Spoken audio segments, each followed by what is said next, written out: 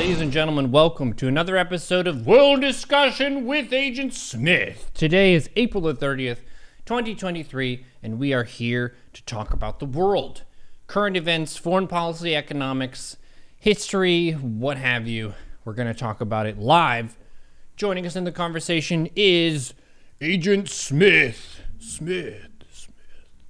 Oh, hello. Yo. How are you doing? Doing solid, pretty great. Did some glad to hear it. exercises. We had good Dota games. Raid was good. There are leaves on the trees in spring finally. My girlfriend's going to be in town tomorrow. It's a good time. How are you doing? Can't complain. Full of lasagna. Nice. Homemade? Sorry, what? Homemade or did you eat out? It actually came from a pizza place that I hadn't ever been to. Surprisingly good. It's not a chain pizza place? No, at least none that I've ever heard of. Cool. Yeah, it was a probably not the healthiest follow-up to the walk I did today. There is what they call a golden hour where after you've done some physical exertion, your metabolism has an increase. So if you were to have a hefty meal at some point in the day during that time would be the best because your body is looking for more resources to cook up just to kind of replenish itself. Yeah, I remember you guys talking about that. Yep. Because we briefly worked out together a long, long time ago. Yep. UTD Fitness Center was pretty good. Yeah, I remember my girlfriend had to wait back at the apartment. We're gonna go into battle. Yeah, I've been doing the weighted vest burpees again. I had told Stream once before, like last week, and I told my parents today that I got shingles. It's kind of like a random, it's just a reactivated chickenpox virus within yourself, and it's rather painful, super itchy, pretty annoying. If you ever have like a rash that breaks out specifically on your torso and on one side of your body, that's the telltale kind of set of signs for it.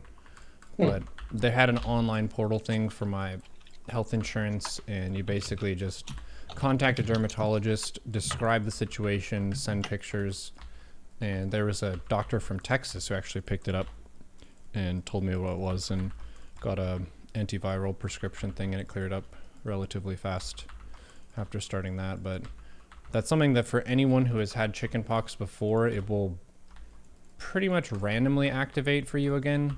So yeah, apparently it's supposed to happen to old people more often than it happens to young people, but it can happen to people like as early as in their teens. Okay. Yep. So you're going to be all right?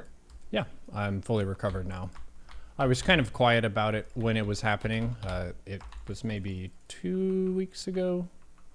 Gotcha. 2 to 3 weeks ago when it was at its worst. But I have that like tough guy conditioning where if you feel pain, you don't tell anyone about it. You just shoulder it. So you, when did you have chickenpox? When I was like 6. 6? Okay. Yeah. Were you a pretty sociable child? I went to public school, so probably I would say so. I never got it. You never got chickenpox? No. Did you get a vaccine? Probably. Okay, because if you got the vaccine, then you're probably not ever going to get it. I did not get the vaccine. I just got chickenpox normal. Gotcha. Yeah, that must have been it then. Yeah, I had the usual repertoire. I guess that might have been one of them. Yeah, it wasn't required to have the chickenpox vaccine. That was one of the optional ones. It was the rubella, measles, polio. Those ones are all required. Yeah, the human body does have lots of different stuff that can happen to it. Some things more pleasant than others. Yeah, I had to get boosters for a lot of those when I was traveling a couple years ago, You went to just China. to Was be it safe. required for that, or you No, just it wasn't required. I was just playing it safe. gotcha? Yeah, whenever you travel really far away, there's like a whole different disease meta of what people get over there. Oh yeah. Some of it ends up going global, like COVID, but a lot of the stuff is pretty regional. That's part of why, whenever the period of imperialism and colonization was happening, disease was such a danger factor for both sides, really. But usually, the more populous side would have the advantage there because they had been exposed to more stuff, and basically the people who would have died to that were already selected out. Hmm. So they have to, whenever they introduce it somewhere else, those people have to start from scratch at the selection process, which means people die, and that's not the most fun. Hmm. Yeah, doing research for that trip is how I learned about Japanese encephalitis, which is apparently pretty nasty over there, but it's also pretty rare. Mm-hmm. They do have a vaccine for it, but it's very expensive. I kind of weighed the cost benefit and ended up going without it. Mm-hmm.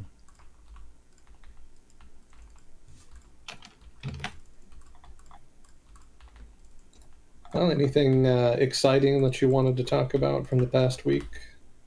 There's a random, just cute, good news story of a school bus driver who fell unconscious at the wheel, and there was a seventh grader apparently who had watched the bus driver and how they were operating the vehicle just while they're going to and from school and stuff, and they successfully brought the vehicle to a halt and saved all the kids. So got a local folk hero that was born. That's always cool.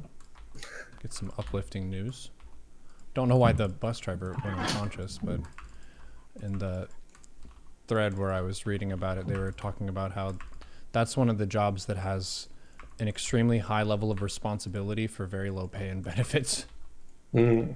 because everyone wants their kid to make it to school safe and on time and all this kind of stuff, but they don't really get paid to kind of indicate that. Same thing with school teachers, really. Anything with the education system in the U.S., we're pretty notorious for underpaying. Yeah, very much so, unfortunately. I guess it does vary, though. It's probably better in some of the more well off communities. Oh yeah, like private schools for sure. They can get really good teachers and pay them well. Yeah. So, as with a lot of things in the United States, there's a lot of variance. Chat saying the kid also tried to perform CPR on them. Wow, what a god. And is well trained. Mm-hmm.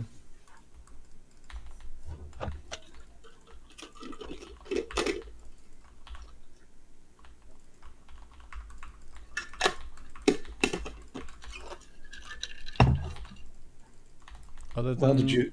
that, Hmm? I don't think I really saw anything that jumped out at me too much. I think I saw people saying that Biden announced that he might run again. Oh, he's going to run again. He is for sure. Yeah, it's official. Okay. Is there So you'll anyone have that. else in the U.S. who's older than Biden and Trump who could potentially challenge them? I mean, Ron DeSantis is still He's not that kind of old. sort. Yeah, he's not that old. Oh, you meant okay, Yeah, I oldest. was Just making a meaning, joke about older. it's a contest for the oldest man in America. Oh, I see. Fair enough. No, no, I don't think there's anybody older in the running. It's pretty much them. But yeah, it's. I mean, it's not for sure. It's not certain that it's going to be Trump v. Biden Mm-hmm. in 24, but DeSantis is kind of lagging in the polls lately. So unless he can kind of pick things up, Trump is probably going to be the sort of default. Mm-hmm. So we may yet have a 2020 rematch. I'm sure it'll be very exciting for all involved. If Biden's going again, I'm guessing the Democrats don't really want to field anyone against him. The Democratic Party, I'm sure, would rather the party be unified behind a single candidate, Yeah. but that may not stop other people from trying to make a run anyway.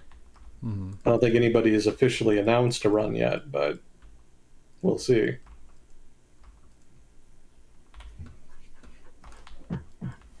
Yeah, Right. Biden's not polling great, but neither is Trump really. So it's kind of neck and neck with around like 30 to 40% approval ratings. Yeah. Spoiled for choice. Yeah. I wonder, this is just like maybe being a foolish optimist, but I wonder if there will be a point in the future where we're excited about a presidential candidate. Probably not. For the first half of that sentence, I got really excited. You were like, probably. And I was like, not. Oh. Well, I mean, not to be pessimistic, but like, we've talked before about it, right? Like the country is just so big and diverse now that any candidate that has any real feasible chance of getting a large enough portion of the vote to win is going to do so by building a broad-based coalition. Mm-hmm. But building a broad-based coalition amongst, a very large number of very disparate groups inherently requires one to be very bland and inoffensive to the point where you're just inherently not going to be a sexy, exciting candidate. Mm-hmm. So, being very popular in a country the size of the United States almost inherently means that you're not going to be particularly charismatic. Mm-hmm. Trump can kind of get away with being charismatic just because the Republicans have less variance in their political coalition. Mm-hmm. But that coalition is also fraying. He can really mobilize the base, but the center, not so much. Mm-hmm. And, given the way that 2020 broke and the way that the 2022 midterms played out, it looks like it'll probably be something similar in 2024. Just strategically speaking and looking at the data, Trump seems to be at a disadvantage. So in that sense, Biden has a slight edge. But it's only a slight edge. Who knows what could swing it? Politics is very unpredictable, and when the polls are close, any damn thing could swing it. So who knows? What if Trump got into big poo-poo trouble and he had to go to jail, but then Biden also had some Hunter Biden thing and he had to go to jail, and then they had the presidential debate from jail? Well, that would certainly be very entertaining. I grant you that. It would be an international embarrassment, the likes of which we've never seen. Well, at least with this one, there's not like hundreds of thousands of people dying. So I don't know. Probably that's going to be maybe top 20, but I feel like there's things that are probably more dramatic that might qualify. Mm. Yeah, given the choice, I'm sure everybody would prefer embarrassments like this than some of the more violent ones.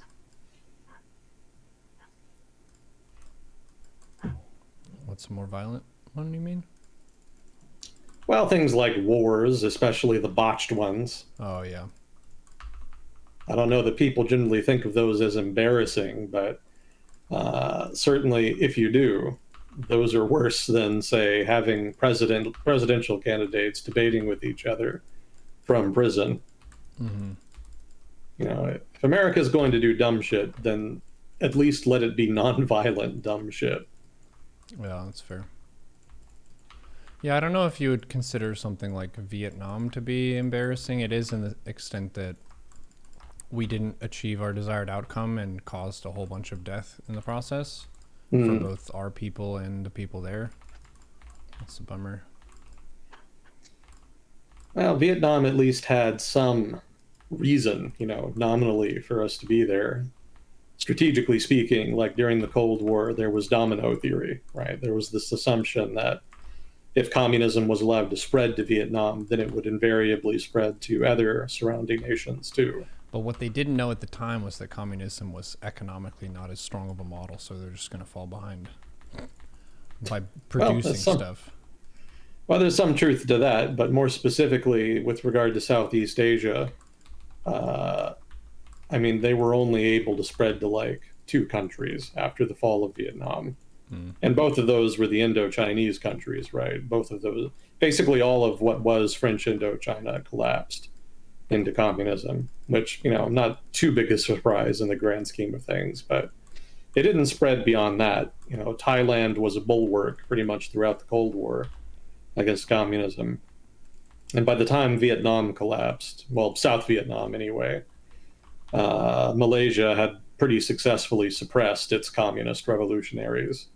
Hmm. And Indonesia had damn sure suppressed them. There was quite a bit of violence in Indonesia in the 1960s, in which the Communist Party there was suppressed. So, in the end, yeah, it did not play out the way that the domino theory proponents had expected it to, which kind of calls in question, retrospectively, the whole casus belli by which the United States justified its presence in Vietnam.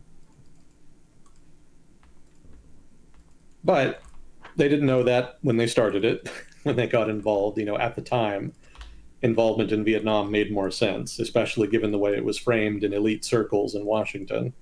Yeah, that was the Kissinger era, right? Actually, before that, Oh. Kissinger was sort of late game Vietnam War. Uh, If you want to go back to like the earlier stages of American involvement, you would actually go back to the 1950s with the Eisenhower administration, because they were the first administration to actually support anti-communists in Indochina. That was way back before they'd even become independent from the French. Because, during World War II, the Japanese had occupied slash invaded French Indochina, depending on the area. It was always kind of unclear. Basically, they forced diplomatically the French to allow them to move in to French Indochina, but technically it was still French territory mhm. until like 1944, and then the Japanese just annexed it. But there wasn't anything the French could do because they didn't have like nearly enough troops or anything in the Far East to contest it. So at that point, it kind of became an invasion, but there wasn't any fighting per se, or at least there was very minimal fighting. Let's put it like that. But regardless, France basically lost French Indochina during World War II. And that's part of how the Viet Minh were able to gain the room to maneuver to start up operations fighting against the Japanese and eventually pick up enough momentum to become a determined revolutionary group that was able to eventually successfully expel the French. But the thing was, after World War II ended, the French tried to go back to French Indochina. And that's when what was called the Indochina War started, in which the French military fought the Viet Minh and other nationalists in French Indochina. And that lasted for, what, 6 years? Something like that. Probably closer to 10 years, because I guess it would have started more in the late 40s. But eventually there was the famous Battle of Dien Bien Phu, in which the French were defeated. And after that, they signed a treaty with the Viet Minh. I think it was in Paris, 1956, I want to say. And that's where they agreed to divide Vietnam in half. Incidentally, it was also where French Indochina effectively became independent. I believe that was the case. Somebody in chat can correct me if I'm wrong. But Vietnam, Laos, and Cambodia, I believe, were granted their independence at that point. But there was always a lot of debate about like Vietnam and whether the Viet Minh should be allowed control over an independent Vietnam. And so the compromise is that the Viet Minh would be granted North Vietnam, and then South Vietnam would be split off into a new independent country, which the Viet Minh didn't like, but they were willing to agree to it. And so anyway, things kind of spun out from there. But my point here is more that during the Indochina War, the United States backed the French. The United States government funded something like 50% of the cost of the war, and also gave some logistical support as well. So that was the earliest stage of American involvement in Vietnam. After that, it kind of scaled up slowly but steadily over time. The United States basically replaced France as the principal power in what had been French Indochina. And at that point, we started sending in the CIA to kind of help with the help the Diem administration. The Diem government was the government that ruled South Vietnam initially after independence. It was not well run, to put it mildly. I think we talked about him before. He was the guy that there was supposed to be elections. That was part of the Treaty of Paris. Both North Vietnam and South Vietnam were supposed to have elections about what kind of government they wanted. And the CIA told Diem, whatever you do, just make sure that you don't win by like 99%, because Oh then it's yeah, I remember obvious. this. Yeah, because then it's obvious that you manipulated the vote. And so, of course, what does he do? He wins the vote by like 95% or whatever it was. So basically, just ignoring them.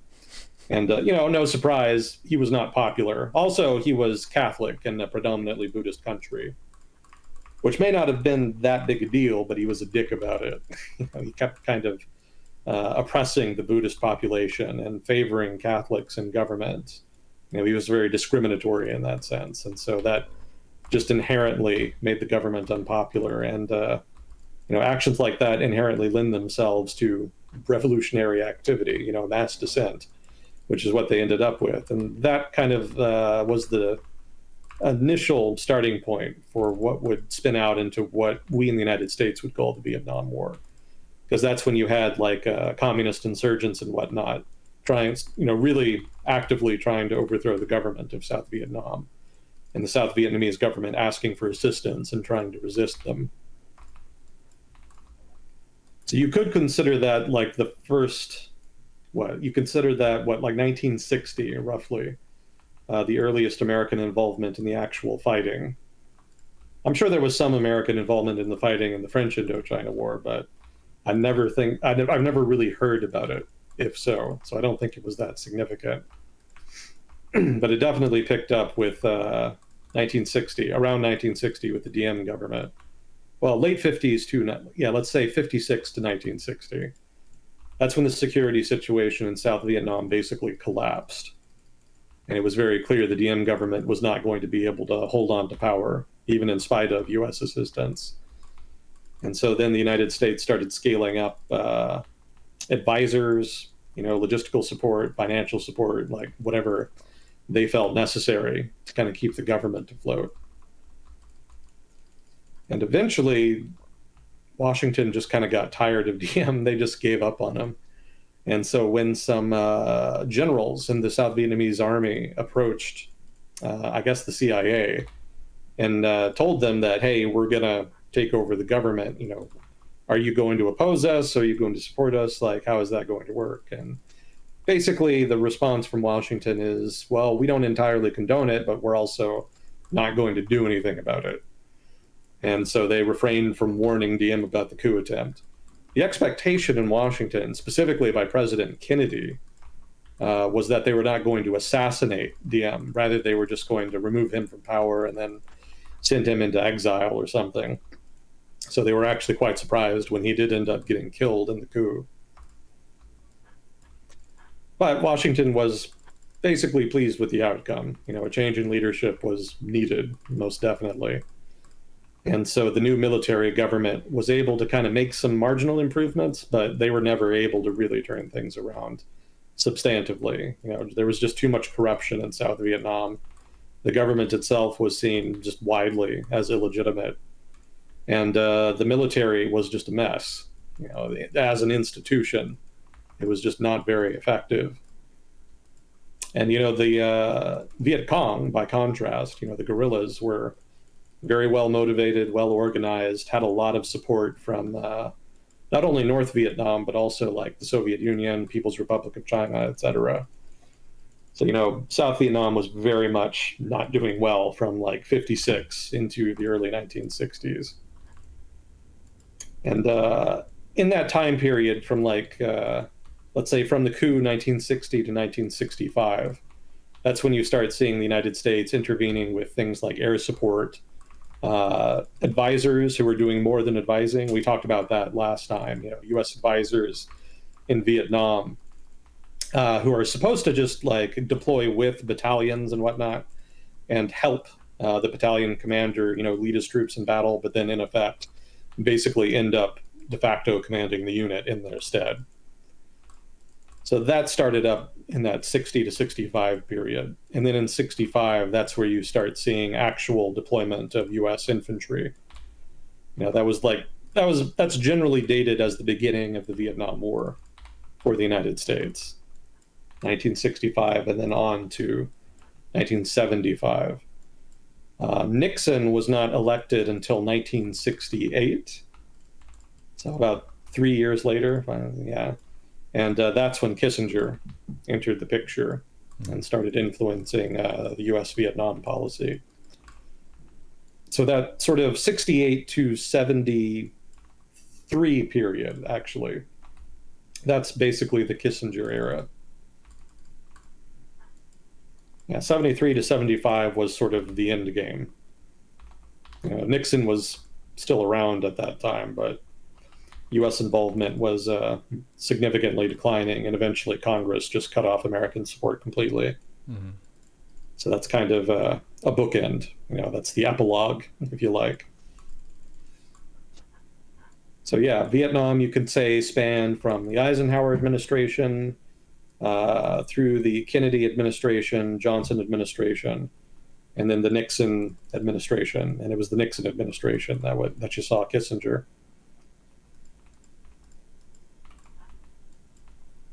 Yeah, since the war is generally dated as starting in like 65, it's generally considered more of a Johnson administration conflict. And so that's where you see guys like, have you ever heard of McNamara? No. So McNamara was the Secretary of Defense under Lyndon Johnson, the Johnson administration. Mm-hmm. And he was responsible for a lot of the early strategic planning, as far as setting objectives and whatnot, and making some of the bigger decisions early in the conflict. Again, I'm talking like 65, that early 60s, 60 to 65, let's say. So that period is more where he was influential, and he was considered highly intelligent. Like, he was considered like a big pickup by the Johnson administration. He had actually been working in, I think, Ford or something like that. He had been like this big shot planner and analyst for them. Maybe was he the CEO? I can't remember if he was the CEO, but he was like a high level executive of some kind, and he was actually credited by Ford with helping turn the company around. His use of analytical techniques, mathematics, whatnot, was considered very high quality, and so getting sort of I think they were called whiz kids. Like all these well-educated sort of Ivy League guys that were really good at analytics and that were then brought into government. There was like a whole generation of them that were called the whiz kids, and McNamara was one of them. So he was brought in as Secretary of Defense, and it was hoped that he could kind of bring a higher level of quantitative analysis and rigorous thinking, critical thinking into the job that hadn't really been there before. And, he did that, but it just didn't work. Like that whole period of especially the U.S. Army, from what I've read, but, for the U.S. military in general, that whole period was just kind of a very messy transition from the pre-war U.S. military to the military that we more or less have today. Because before, the military had been relatively informal. It was not like scientifically managed, like more or less what it is now. Try not to laugh if you've served at that. But that was like a transition that they tried to make, right? They tried to make it much more professional, and they tried to use more scientific management techniques and how the military was run. But, the military is like one of those things that just that kind of rigorous analytical approach doesn't really translate well to. It's kind of like, have you ever heard of Moneyball? Moneyball? It's like, well, no. it's like, how in baseball they apply like really rigorous statistics to every aspect of the game. Uh-huh. Yeah, so with baseball, it makes sense to use statistics like that. Like the way the game is structured really lends itself to statistical analysis, right? Mm-hmm. But what if you try to apply that kind of, statistical rigor to something like hockey? specifically ice hockey. Hmm. Like you can kind of do it, but it doesn't translate nearly as well. So you can't really, it doesn't really go as far and it doesn't really mean as much. So that's kind of what happened with the Whiz Kids and Vietnam, right? Like all that statistical rigor was very useful in, say, the business world, like in the economy. But in military affairs, it was a much rougher application. That's not to say it was useless. Like it was useful in some regards, but as far as strategic planning, like they leaned way too heavily on it. Like one of the things McNamara did is they set quotas for how many Viet Cong were supposed to be destroyed, quote unquote, in a given period. And that was part of how they judged the success of officers in Vietnam. So you can probably guess what happened, right? Yeah, you just kill whoever and say that they were Viet Cong to pad their stats. Exactly. Uh, Like quotas are a great way to incentivize people to pad their stats through shady means. yeah, it And doesn't when you really. talk, It actually like punishes discretion in saying, "Oh no, these are just regular farmers and civilians here. Let's not kill them." exactly, exactly, so that kind of approach was very negative. And the whole, I mean, given that the South Vietnamese government was already like very unpopular and broadly seen as illegitimate, like that was extremely damaging, Mm. to the whole war effort. But there was just there was an insistence both in the office of the Secretary of Defense as well as the Pentagon that if they could just kill enough Viet Cong, then they could just win the war. Like it was very much a brute force approach to warfare. Mm. The nuance of things like counterinsurgency and winning hearts and minds, like that only kind of came later, and it came very slowly.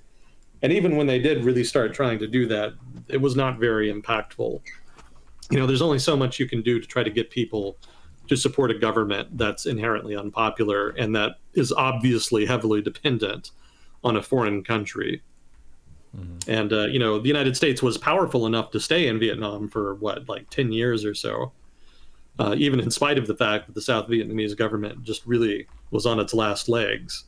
But power, like we saw in Afghanistan, power only gets you so far. I mean, we stayed in Afghanistan for a very long time, but in the end, it didn't change anything, right? You can't do everything yourself. Like there does have to be political and economic strategies in order to prop up and build a new government. And it didn't work in Afghanistan, and it didn't work in South Vietnam.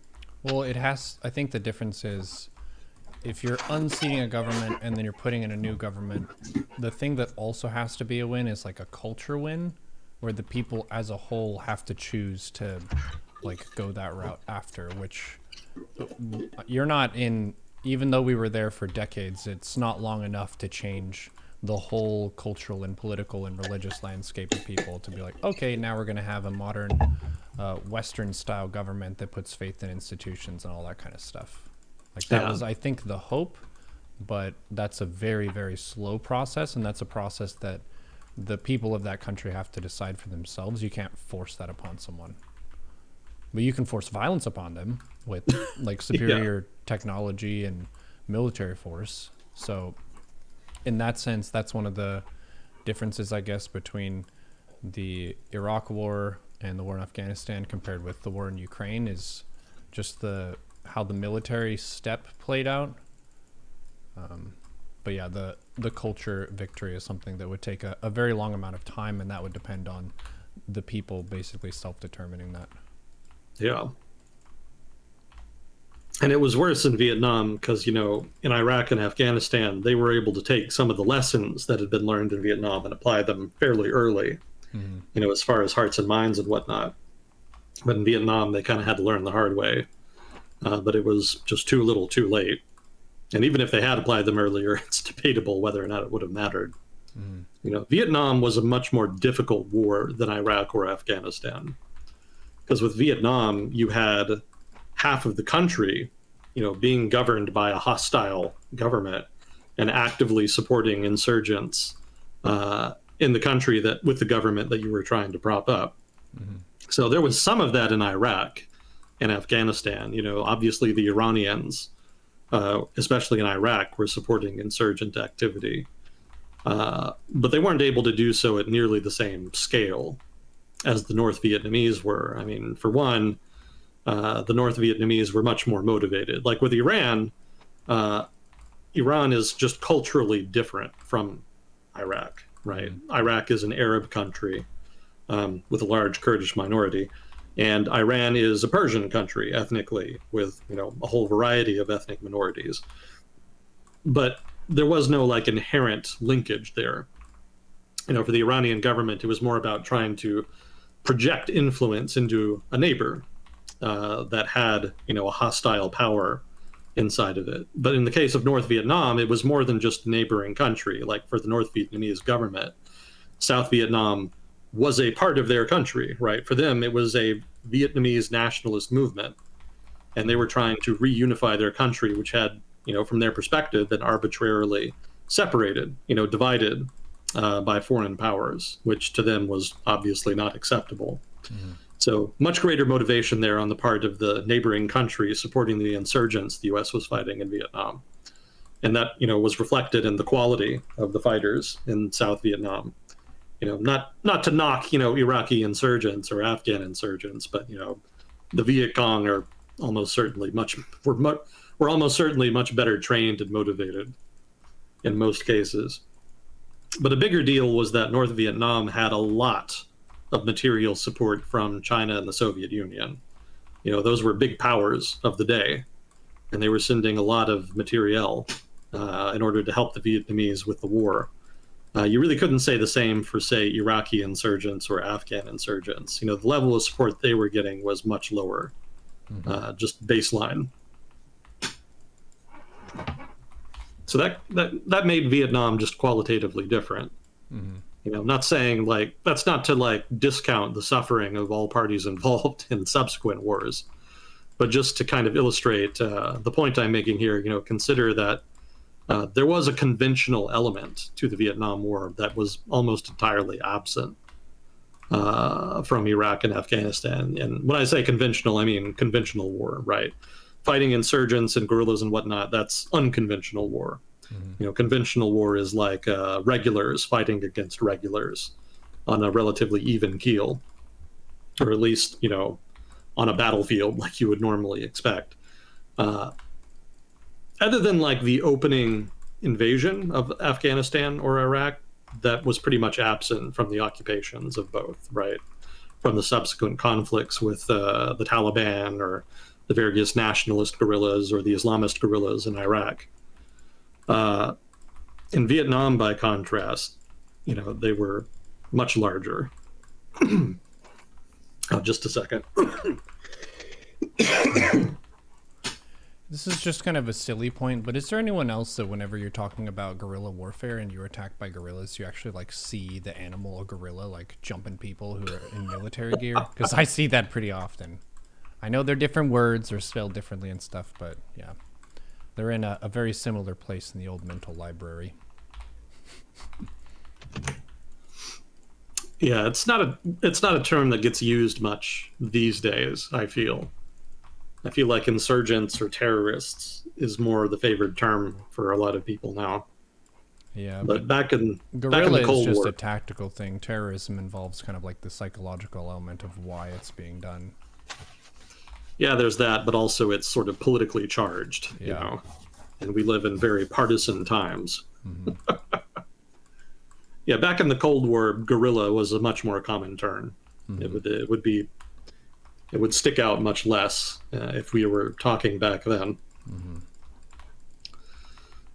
But yeah, conventional, right. So in Vietnam, by and large, the fighting was done by unconventional guerrillas, but the North Vietnamese army actually would occasionally slip whole-assed units into South Vietnam.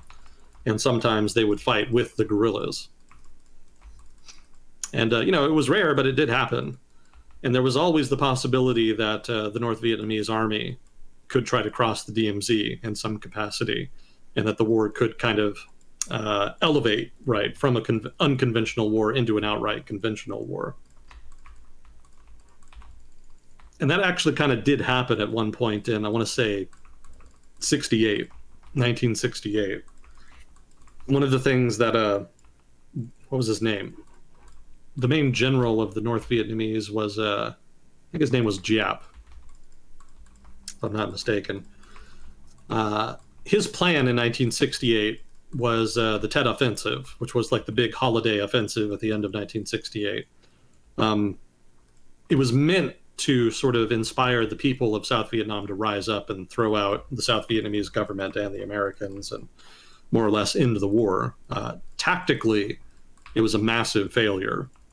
It basically failed to achieve pretty much any of its main tactical objectives. But strategically, it was a success because the Johnson administration, such as it was at the time, was embarrassed thoroughly. And the public in particular turned on the war at that point because the impression the government had been giving is that the war was almost over and that we just needed, a couple more troops, a couple more months, and then things will be okay. And so the Tet Offensive, rightly or wrongly, illustrated that no, the war is not in fact over and it's going to last for a very long time yet. That was the impression that it gave anyway. It also broke the back of the Viet Cong in Vietnam, but I guess that's neither here nor there. The point is, though, that in preparation for the Tet Offensive, the North Vietnamese planned an offensive across the DMZ. They actually planned to cross the DMZ and attack a American military base in northern South Vietnam. And the idea was that would sort of distract the United States from the buildup of troops throughout South Vietnam, so that the United States would focus its efforts in the northern part of the country. One of the things that the United States kept doing almost throughout the war, but especially earlier in its involvement, was to try to seek out a quote-unquote decisive battle.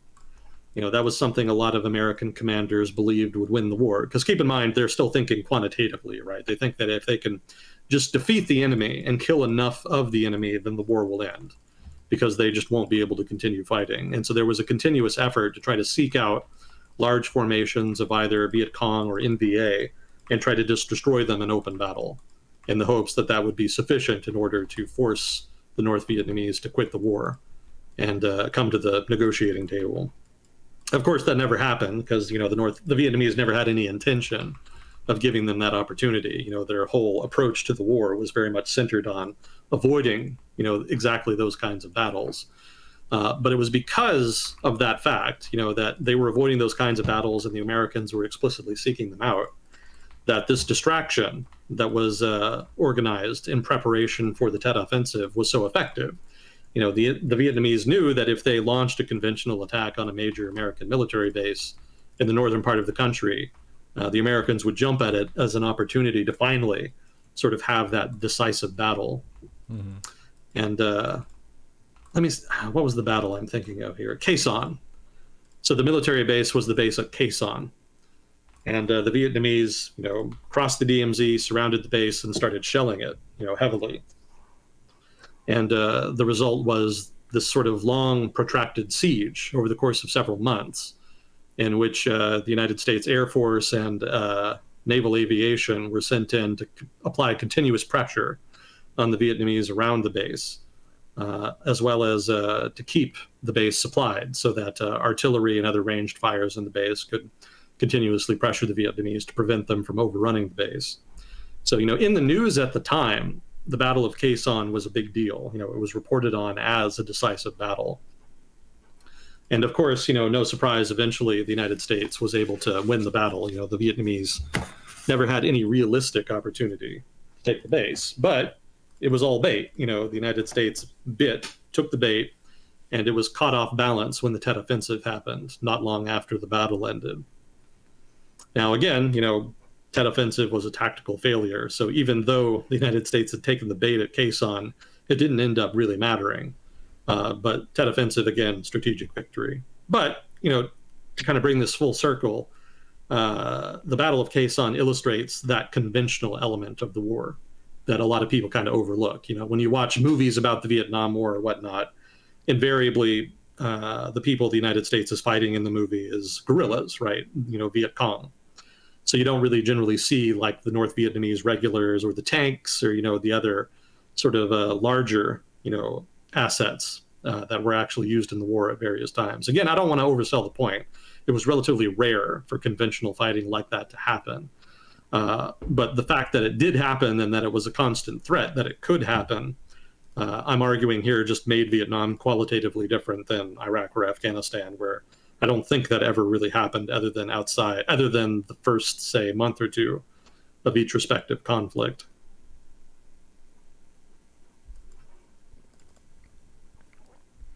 Yeah, it's interesting. You would think that the U.S. would be aware that the enemy would know what they wanted, like the type of battle that they wanted, because that's something that I think about in gaming a lot.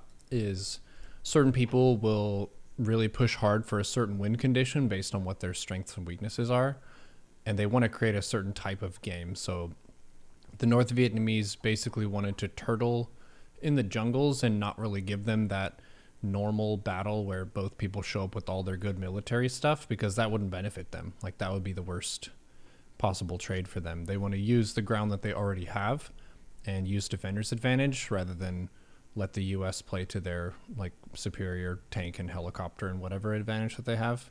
Yeah. So yeah, exactly. It's hard. I think it's hard too whenever people see the opportunity. They're like, "Oh, this is what we've been looking for." And then you probably had someone in the room who's like, "Are you sure this isn't a trap?" And they're like, "No way. They're not that smart." But maybe they are. Yeah, helicopters were the main thing that the Viet Cong didn't like. Obviously, the U.S. had a lot of advantages, material, air support, fixed wing air support specifically. But the helicopters were like the biggest advantage. That was certainly the thing that the Viet Cong were the most afraid of. Just the mobility made them just very difficult to deal with. With infantry or even armor, like tanks and armored vehicles and whatnot, it wasn't too hard to figure out when they were moving and where they were going. So, you could move your units around to avoid them or ambush them or, take advantage of them one way or the other. Fixed wing air assets obviously could do a lot of damage, but there was only so much they could do, especially if you were not like concentrated in one area. So long as your units were dispersed, there was a decent chance they would not be able to get you. But helicopters, on the other hand, that's different, right? Because a unit of helicopters could pop out of nowhere and just be upon you very quickly, and you may not have enough time to respond to it. So, air cavalry was definitely one of the big advantages the United States had during the war, and it was used to great effect.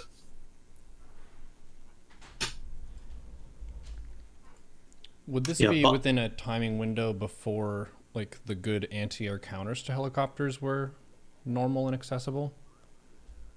Oh, no. There were definitely anti-helicopter counters during Vietnam. Helicopters have always been very vulnerable. They're not like super well armored vehicles. You shoot a rocket at it and it blows up. Not even a rocket. You could shoot them down with small arms. They're not armored. They would weigh too much.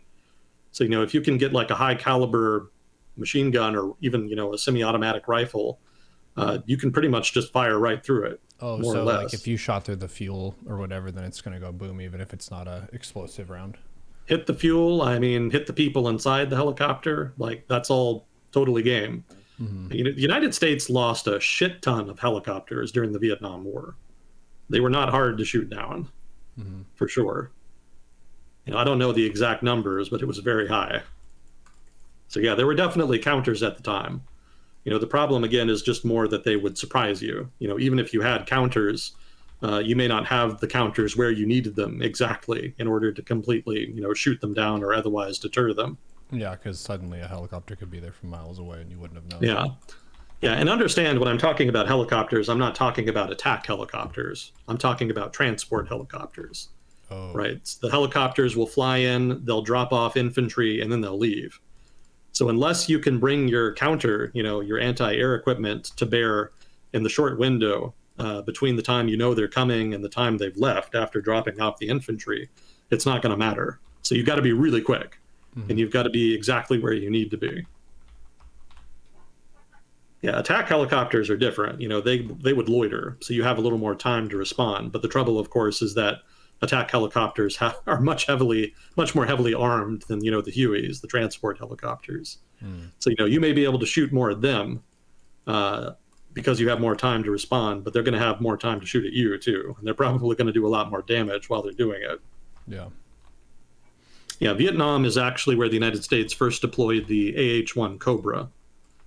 We did not have Apaches at that time. The AH-64 Apache came later. I don't think that was until the 80s or so. But we definitely had Cobras, and they were quite effective.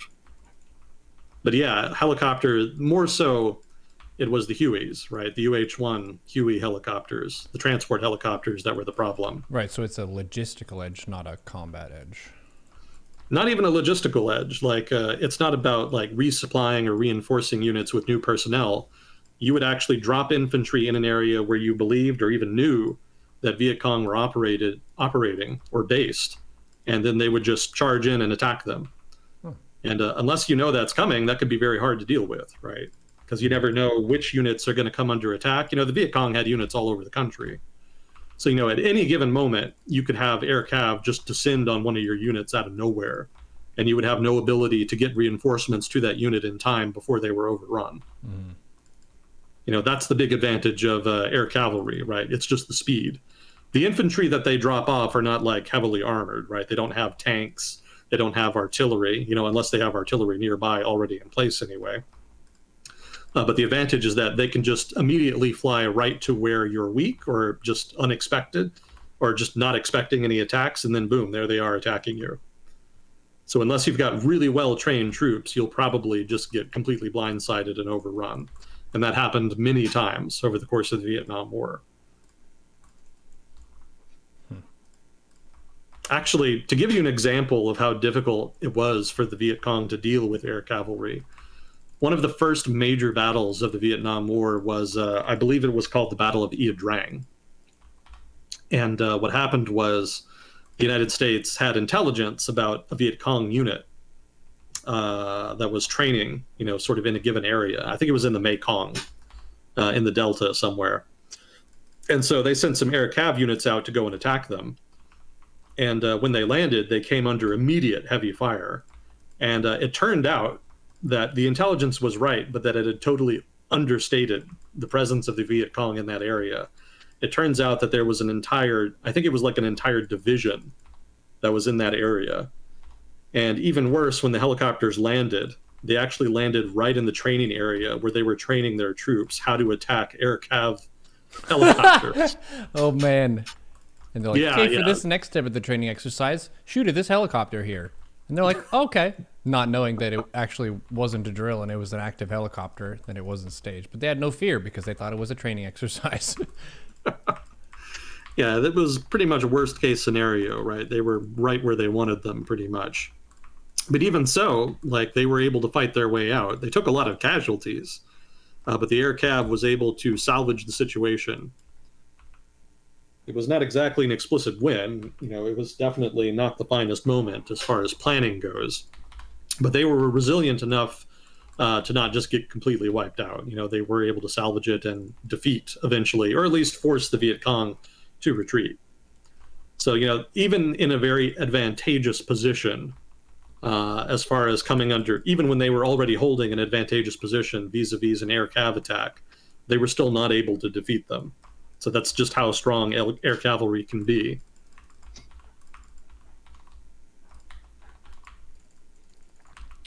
Yeah, the fixed wing aircraft, by contrast, were, they were still useful. Like, you could do close air. What am I thinking of? Close air support, basically. Somebody in chat will know what I'm failing to remember here. But yeah, close air support, very useful as far as fixed wing aircraft. So that was a big advantage for infantry as well. Artillery kind of did the same thing, but if the artillery wasn't in the right place, then it might be out of range. Whereas aircraft pretty much were always within range. The more difficult thing with aircraft is that it took them time to get on site. With artillery, if they were within range, they could start firing very quickly. But with aircraft, it takes them much longer, but they can get virtually anywhere. But I think beyond close air support, fixed aircraft also really shined in North Vietnam, because there was a big air war over North Vietnam over the course of the war, and especially during the Nixon administration, when they were just sort of casually bombing the country in order to try to force the North Vietnamese government to the negotiating table. They didn't want to negotiate peace. They thought they were winning, so they didn't really care that much. But eventually, the bombing kind of pressured them into coming to the table and making, I think it was another Paris Treaty. Everything was negotiated in Paris back in the day. There's like a million Treaty of Parises.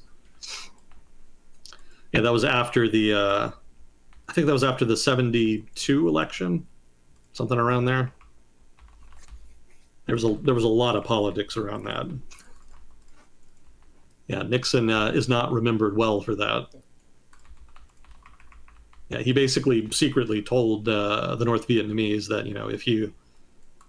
if they kept fighting, basically, if they refused to negotiate, then they would get a better deal under his administration if he did win, which was a little bit skeevy, more than a little bit skeevy, but he did eventually win. And eventually, he did negotiate that treaty. It did kind of pan out, for him. But it didn't last. No surprise there. But the point there is that the bombing campaign was like very heavy and impactful. It wasn't just like Thunder Chiefs and whatnot that they were sending up there. Like during those campaigns, I'm thinking like Linebacker, Operation Linebacker. They were sending like B-52s, and they were just hammering, these target zones. Yeah, the B-52s saw considerable usage in Vietnam, which might be a little bit surprising. I don't think we used them nearly that much in, say, Iraq or Afghanistan. I think B-52s there were basically just platforms in which you had smart munitions readily available on demand. So if I'm remembering this correctly, if anybody knows better in chat, correct me, but if I remember correctly, a lot of aircraft like the B-52 and as well as other aircraft were basically tasked with loitering over the airspace of Iraq, in the airspace of Iraq and Afghanistan. And their mission was basically just to act as a launch pad for smart munitions whenever somebody on the ground needed immediate air support.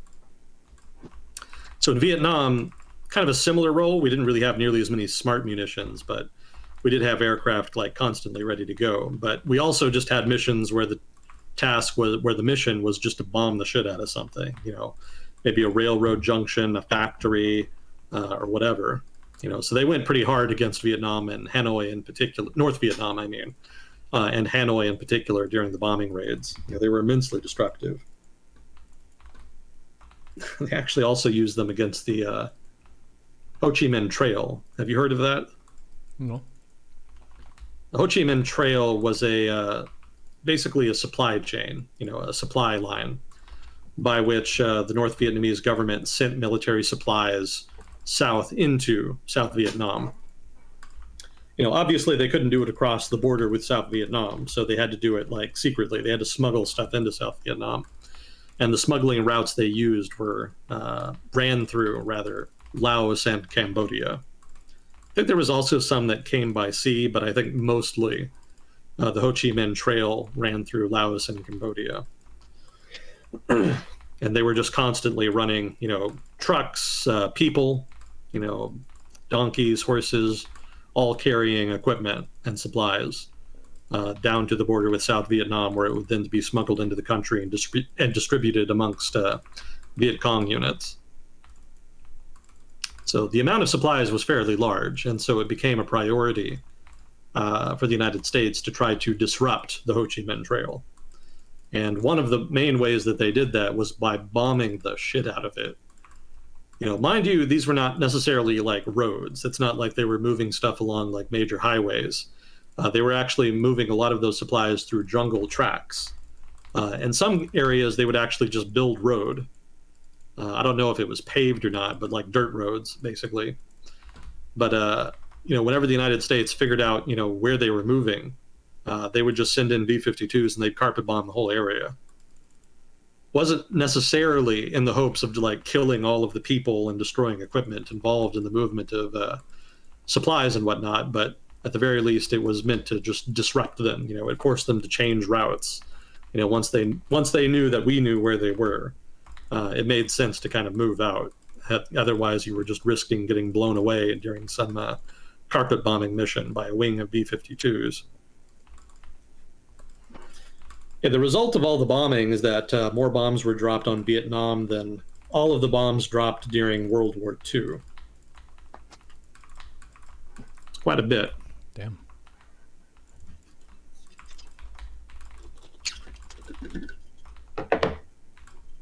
So obviously we have smart bombs now, so it's kind of an apples and oranges comparison to compare, Iraq, Afghanistan with Vietnam, because because you don't have smart munitions in Vietnam, you invariably have to use more dumb bombs in order to kind of have the same effect. But even if you control for that, the United States still dropped like way more stuff on Vietnam, just because the scale of the war was much larger. Which is another reason I argue it's qualitatively different than Iraq or Afghanistan. Mm-hmm.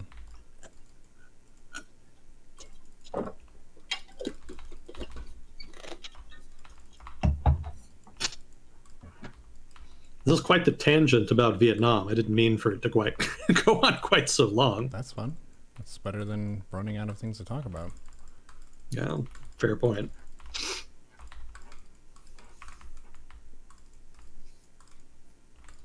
Was there any other Vietnam stuff we wanted to get into? Don't know. I think, what was the genesis of that? It was, you mentioned Kissinger. That's what it was. Yeah. Yeah, the Kissinger era.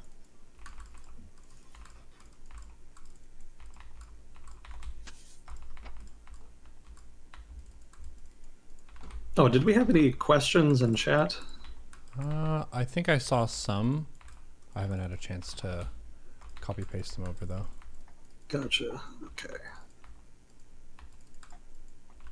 So we might get to those later then. Mm-hmm.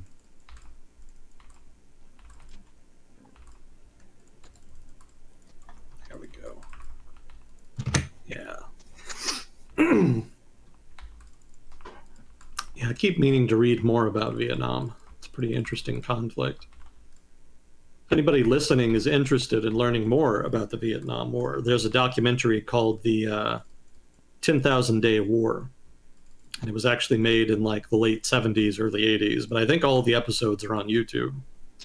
So that's definitely an interesting watch.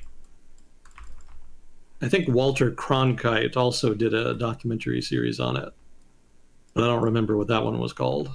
Mm-hmm. Oh, and there's also Battlefield Vietnam, which was very good. Yeah, Battlefield was known more for doing World War II stuff, but they actually had one season where they just did the entire Vietnam War. So Battlefield Vietnam, also very good. High marks there.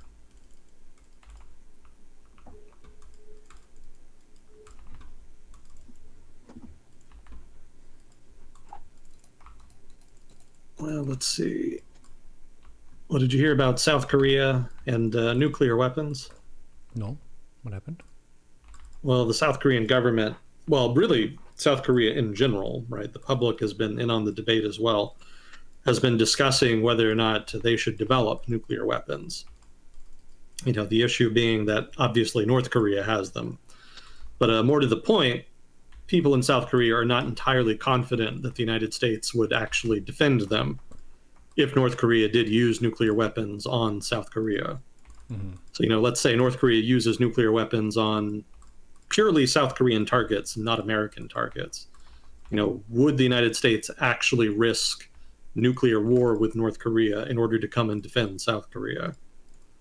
So there's a number of people in South Korea that think the United States would not really be willing to risk getting itself nuked just for their sake. And that's kind of fed into this emerging debate about whether South Korea really needs its own nuclear weapons in order to ensure nuclear deterrence. So people had been debating that for a while. And so the United States government, of course, took note.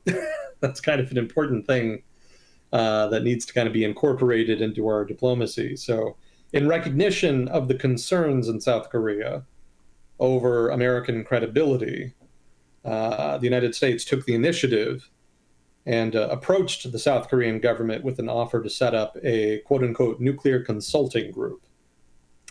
And that apparently has appealed to the South Korean government, and they have agreed to that. So there is going to be soon a nuclear consulting group for the United States and South Korea on the Korean Peninsula. If you're not familiar with the relevance of nuclear consulting group, the term refers to a similar arrangement that the United States has in Europe with NATO allies, certain NATO allies anyway.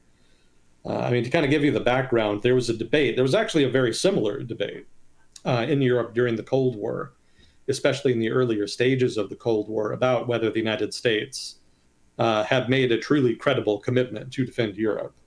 If the Soviet Union did invade Europe, why should Europe assume that the United States would risk being devastated by nuclear weapons by intervening in that conflict? So Europe was a little skeptical about U.S. commitment. And so eventually what was agreed is that there would be, at first, in the form of a nuclear consulting group, consultation and eventually consensus about how U.S. nuclear weapons would be used in the event of a war with the Soviet Union. And more specifically, what nuclear weapons would be used, where, what, and how, and whatnot. And eventually, later on, that evolved into a new agreement. I forget what it was called, but it was a sharing agreement in which NATO allies would actually de facto be in control of American nuclear weapons deployed on their soil. So, America was never entirely out of the loop there. It's not like we just handed over nuclear weapons to them. We did have personnel on site, I believe, in order to provide oversight. And they had a de facto veto, I believe, over the use of the weapons. But nominally, they were under the control of host governments.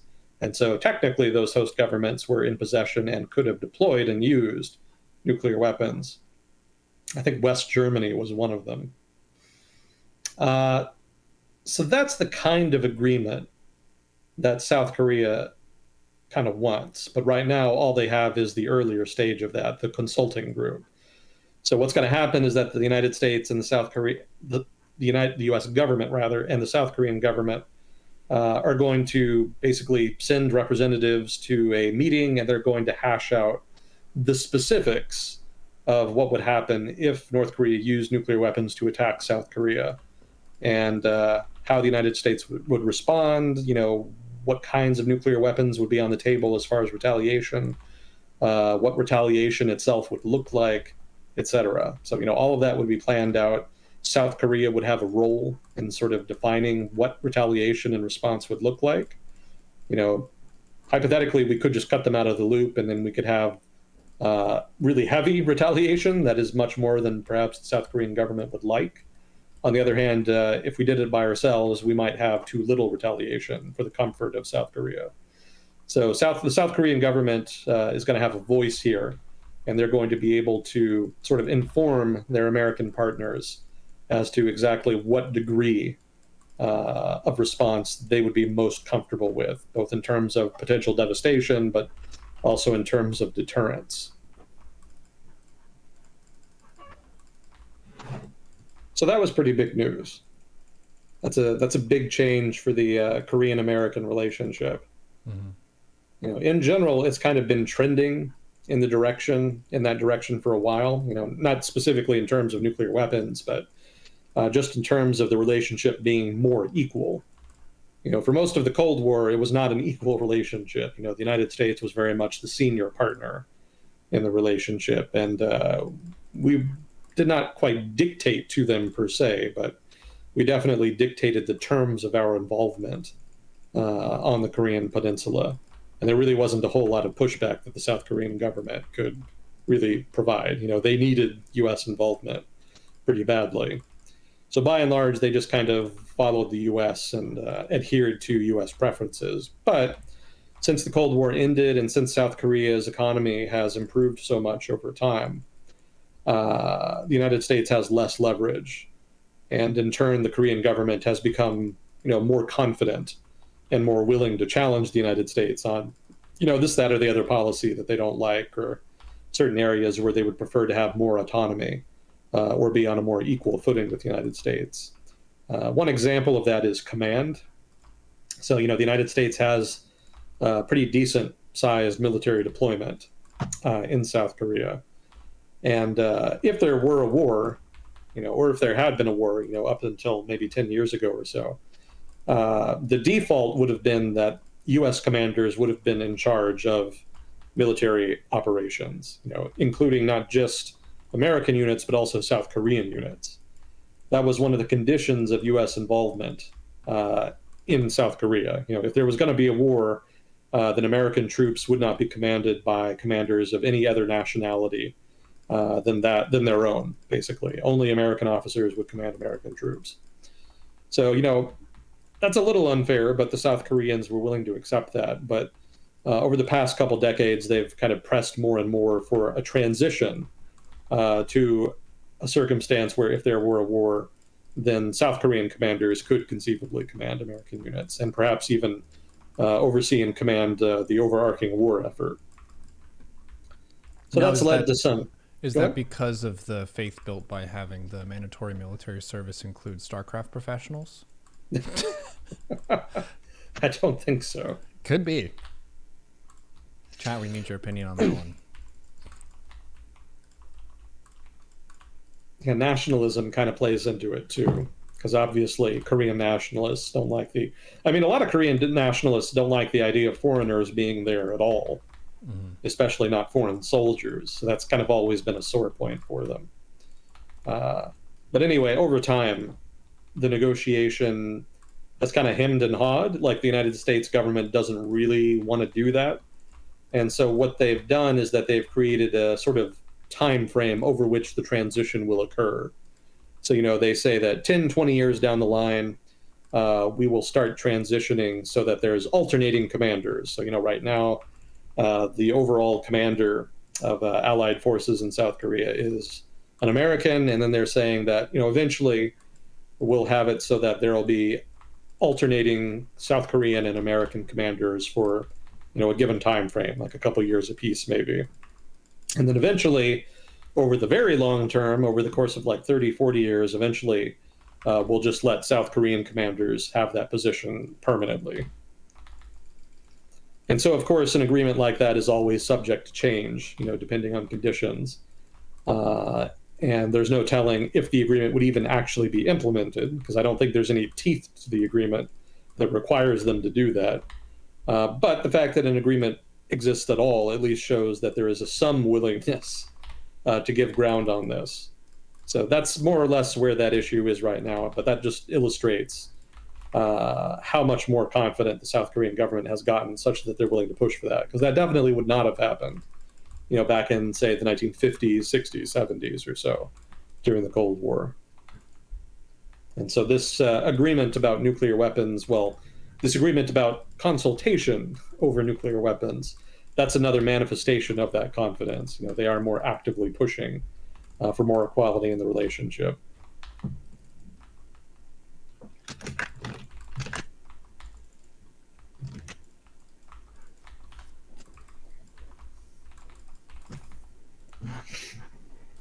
Yeah, North Korea has been struggling lately. They've been having issues with food production. Yeah, it's thought that there may actually be a famine going on right now in North Korea. It's just kind of hard to tell exactly because, of course, the country is closed. Mm-hmm. Yeah, that's probably part of the reason, if not the main reason, that the North Korean government has been acting so squirrely for the past year or so. They've been much more aggressive about testing missiles and nuclear weapons, threatening to test nuclear weapons anyway. They're much more active in that regard than they had been before. And so it may be that they're just increasingly desperate to try to get some kind of concessions from the outside world in the hopes that that can help alleviate conditions.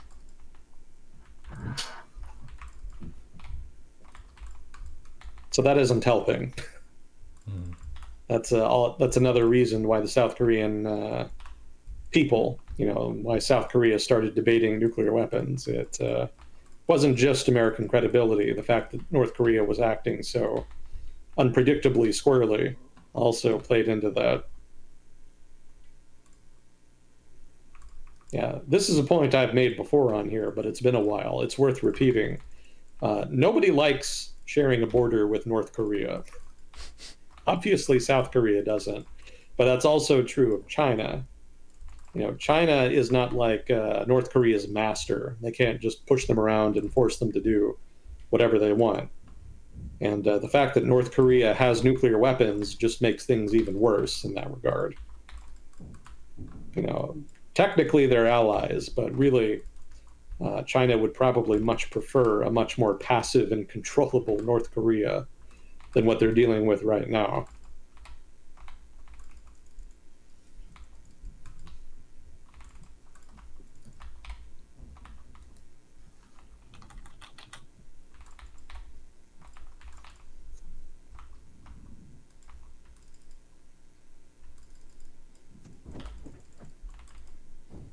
Did you see Honduras broke ties with Taiwan? I did not. What's that about? Those are countries pretty far from each other. Yeah, they're pretty far from each other, but it's also kind of important for Taiwan because Honduras was one of the few. I mean, there are very few countries that recognize Taiwan as its own country. More specifically, that recognize Taiwan as the official government of China. Vanishingly few. So Honduras had been one of them. So for them to stop recognizing Taiwan as the official legitimate government of China, that is kind of a big deal from their perspective. Of mainland China? Yeah, yeah, Oh, yeah, I would say that's not U.S. either, because the U.S. Respects the sovereignty of Taiwan as Taiwan, but not that they're the government of mainland China. yeah, yeah. It's kind of a vestige of the Cold War.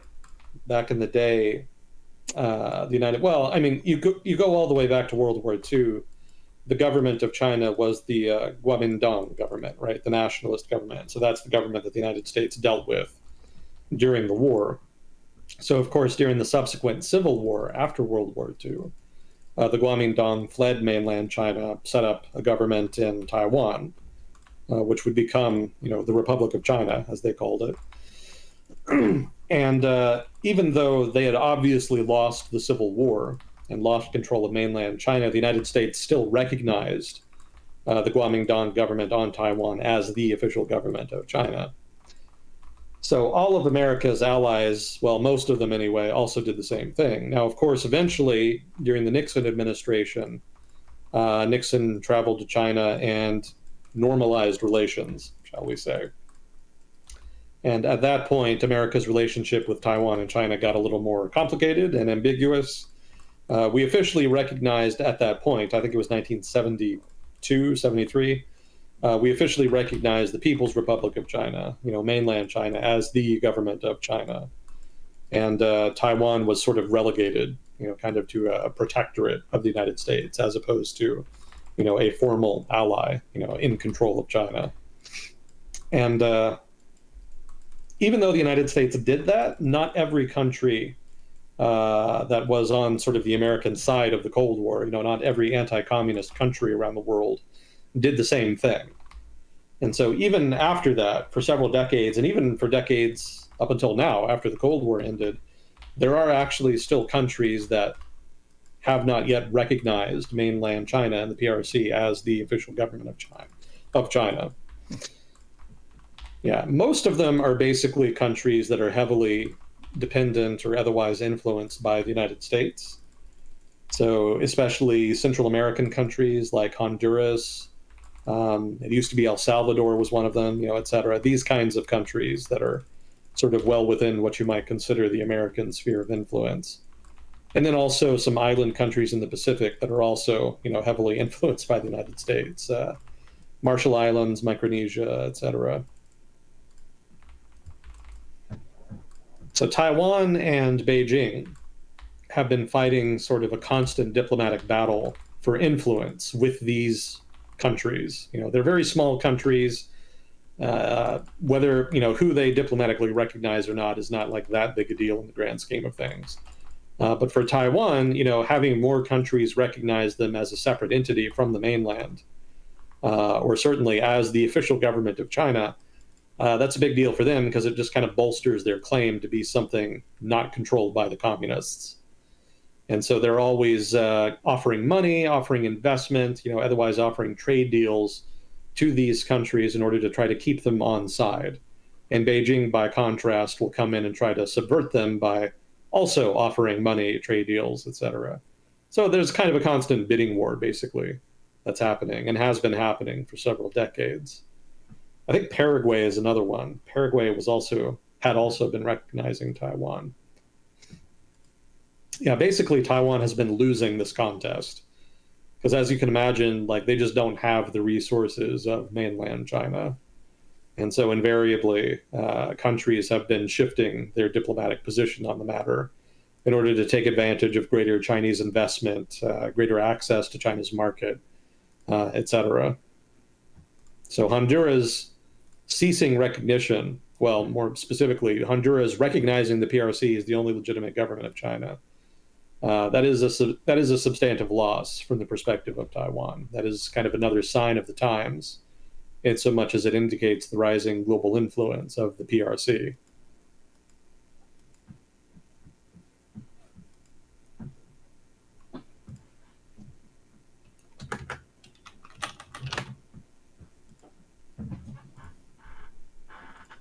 Well, this is kind of a related note, but there was a couple sessions ago, I don't remember exactly when, but somebody in chat was asking whether or not there were lawyers in China. And the answer is yes, there absolutely are lawyers in China. It's true that they don't have rule of law and that the judicial system is not independent.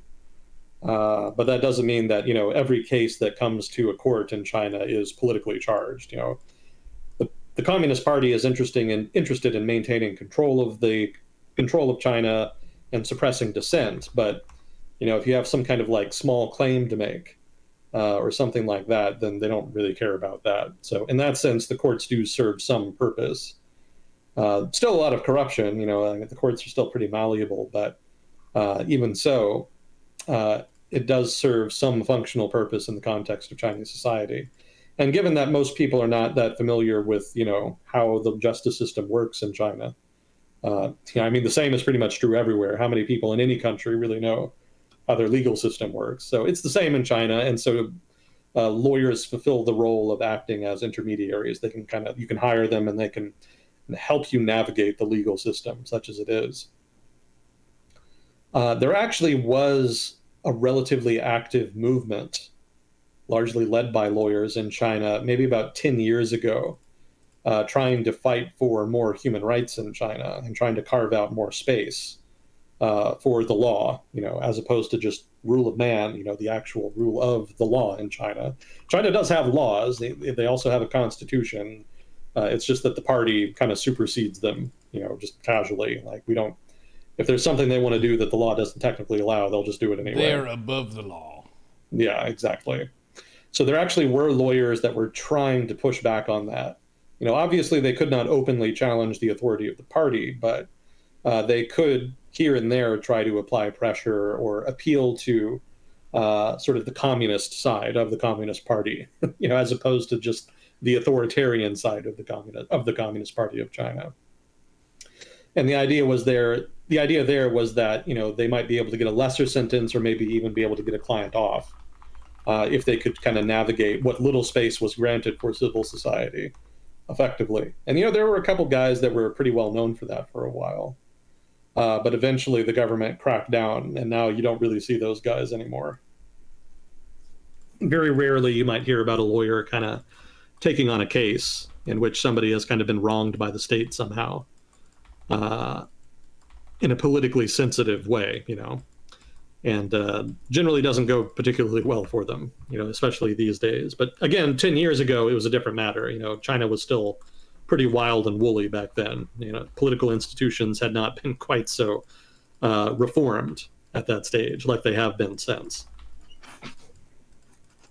So yeah, China definitely does have lawyers. Some of them are even, idealistic and take big risks on accounts of their clients, but they have much less space to work with these days. But most lawyers are not like that anyway. Most lawyers are just like regular guys, right?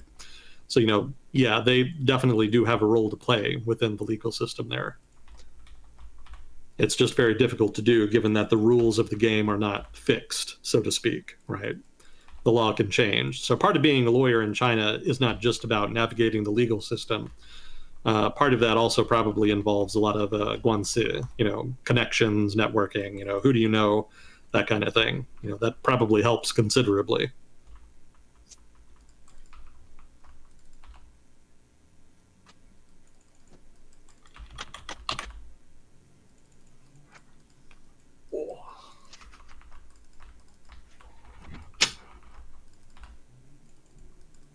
Well, have you heard about New Republic at all? New Republic? Yeah, the bank. No. What happened to it? It's been in the news a bit. It was. Do you remember Silicon Valley Bank and the drama over that? Yes, I do.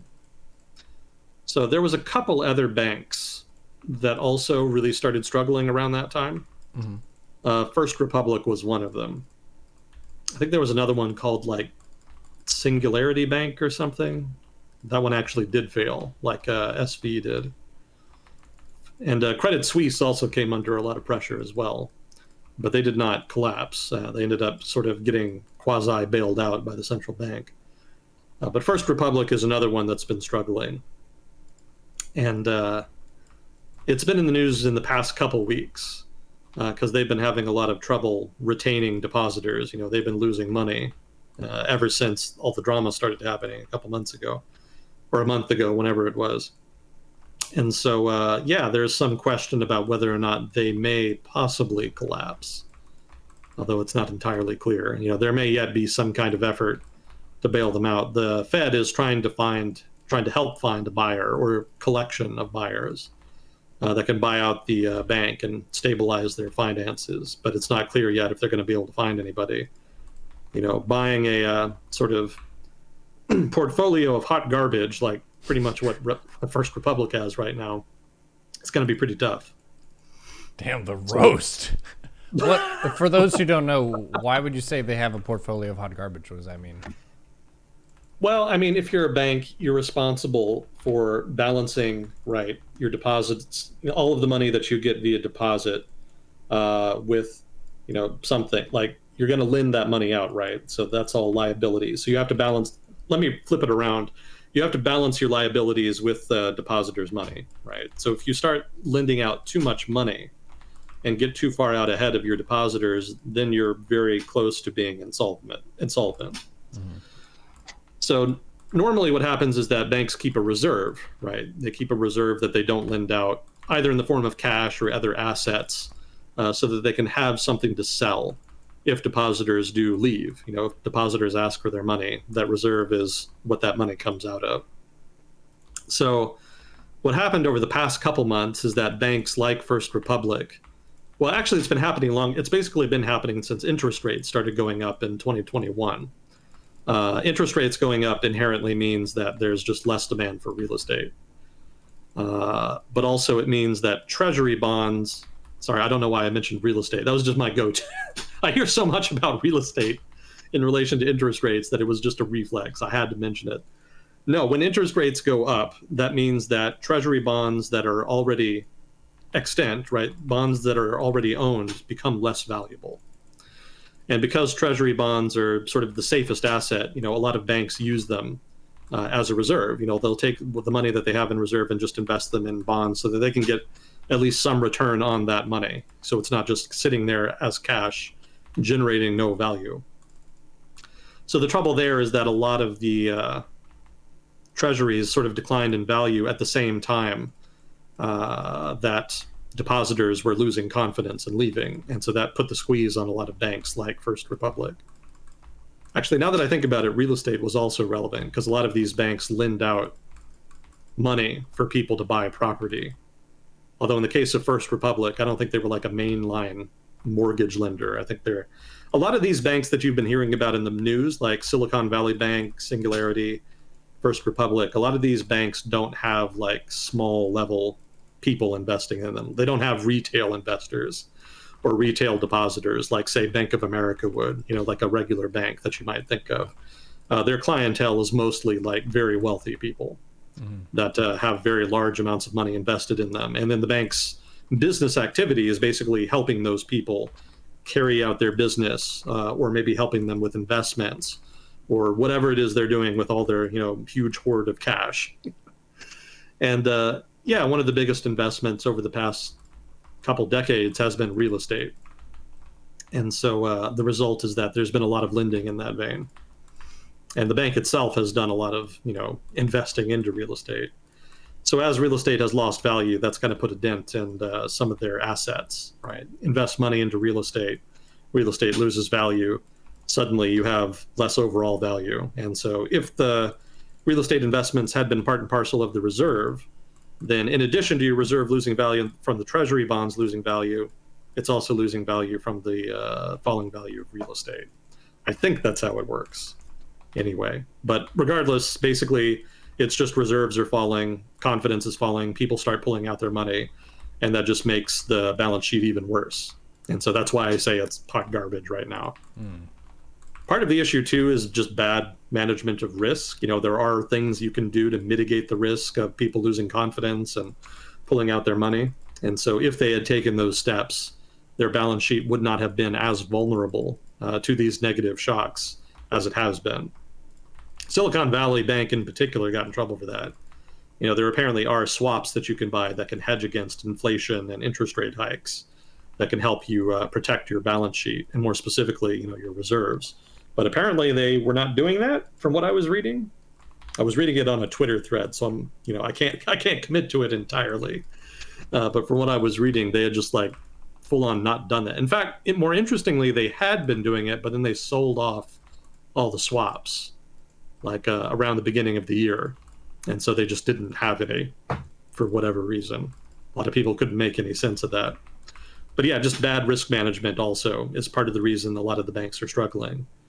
Well, some of the banks are struggling. Not every bank is bad at managing risk. Generally, it's more the risk-seeking banks, which again is why you're seeing so many banks that have wealthy clientele struggle right now. Because generally, part of the way that you compete for the money of a wealthy clientele is by offering them higher returns on their investment, on their money, if they give you their money.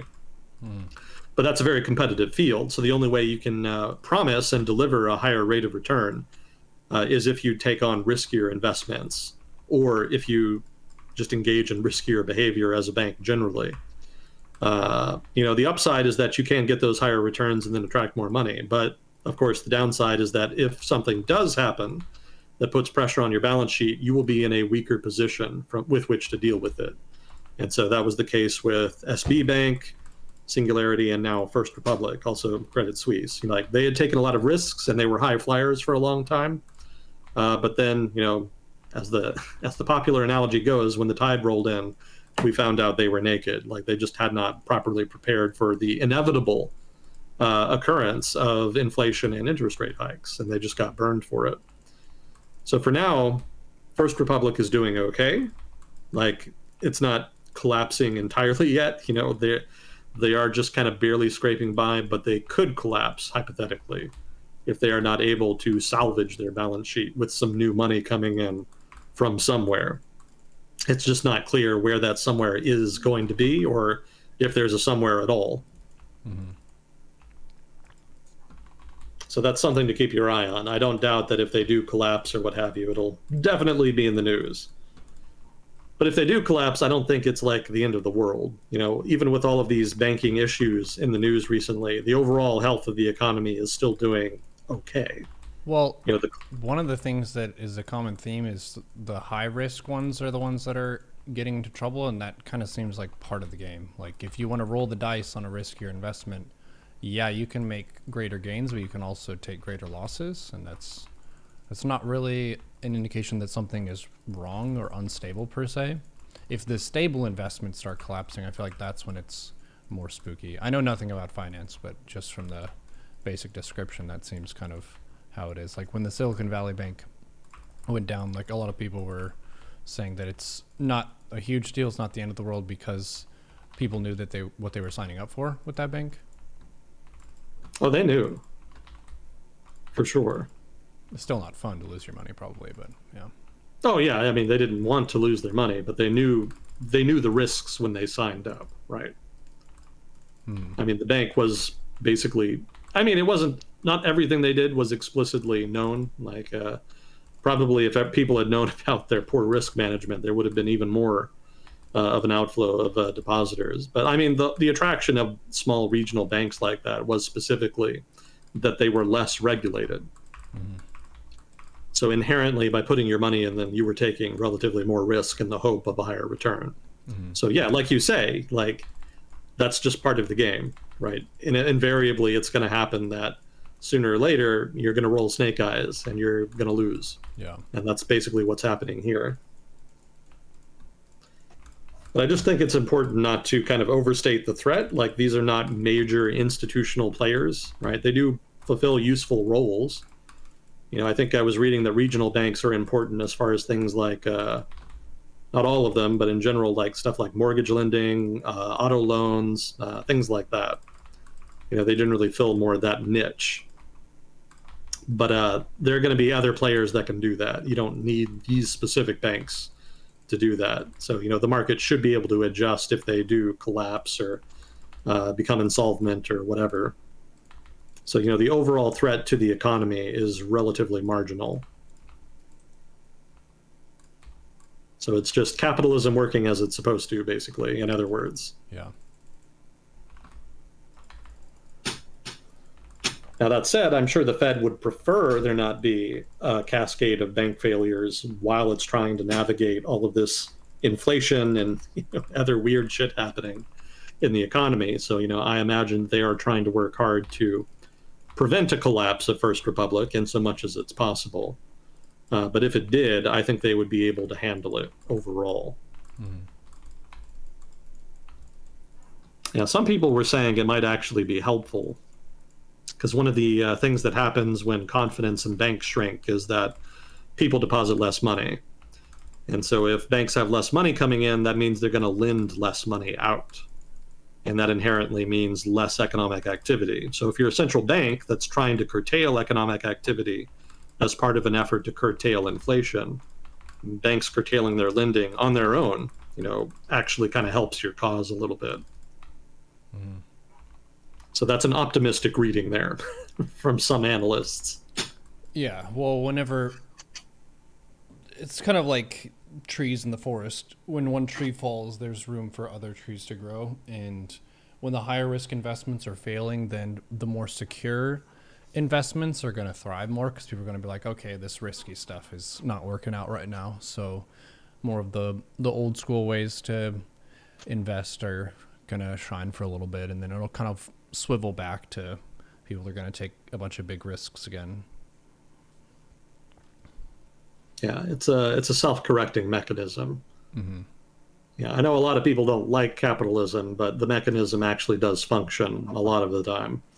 Not always, but, you know, in general, it does work. Chat says they don't know how I can play the game and talk about bank collapse at the same time. That's easy. StarCraft is basically trying to get the other bank to collapse before yours. There you go. Oh.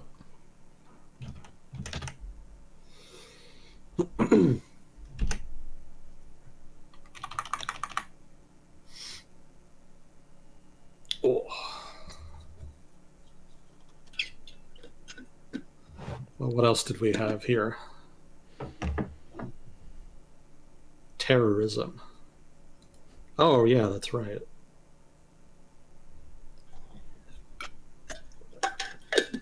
So somebody in our YouTube comments, or rather in the YouTube comments of the last segment that we did that was posted on YouTube,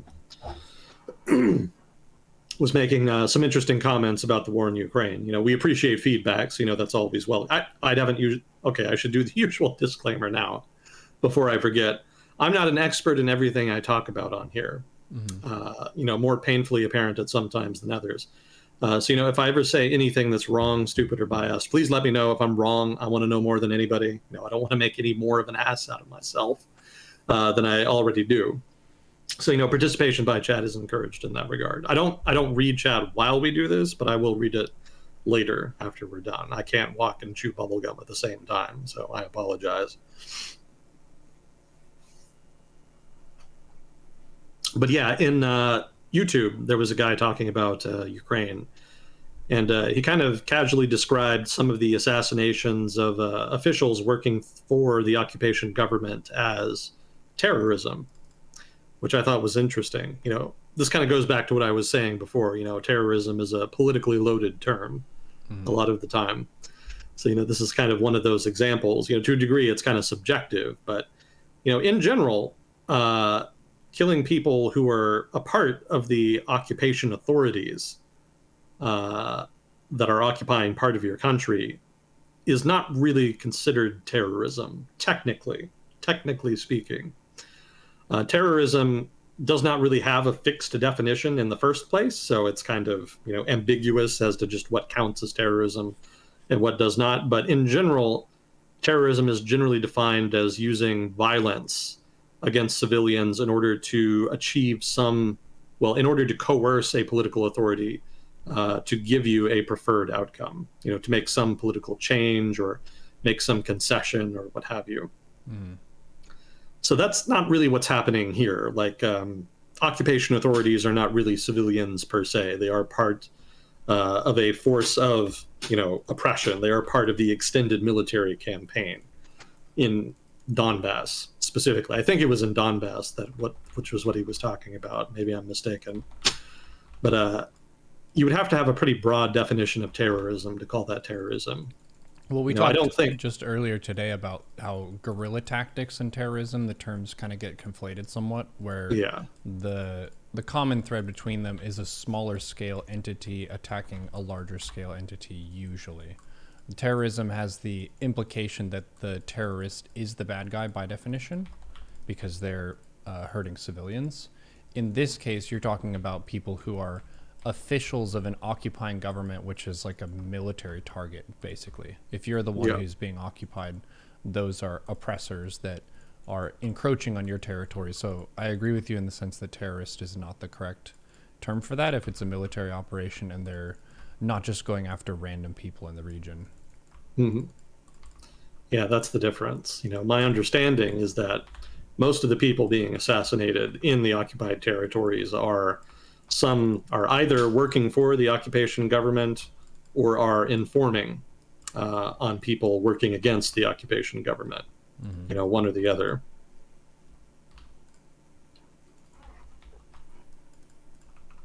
Yeah, terrorism is hard to pin down. So, I think there was a bombing in Beirut way back in the early 1980s. Some of you may remember this. It was a bombing by Hezbollah. It was a suicide bombing, but it was using a car, so the explosion was very large. And what they did is they attacked a Marine barracks. The United States had deployed troops to Lebanon in order to try to do peacekeeping in the Lebanese Civil War, which is the period in which this happened. And a whole bunch of Marines were killed, in the bombing. And a lot of people for a long time called that terrorism. But really, it wasn't by a technical definition of the term. Again, if we go by a more academic definition of terrorism, that it specifically involves targeting civilians, you can't really say targeting U.S. Marines constitutes targeting civilians. I mean, Marines are very much, military targets. Mm.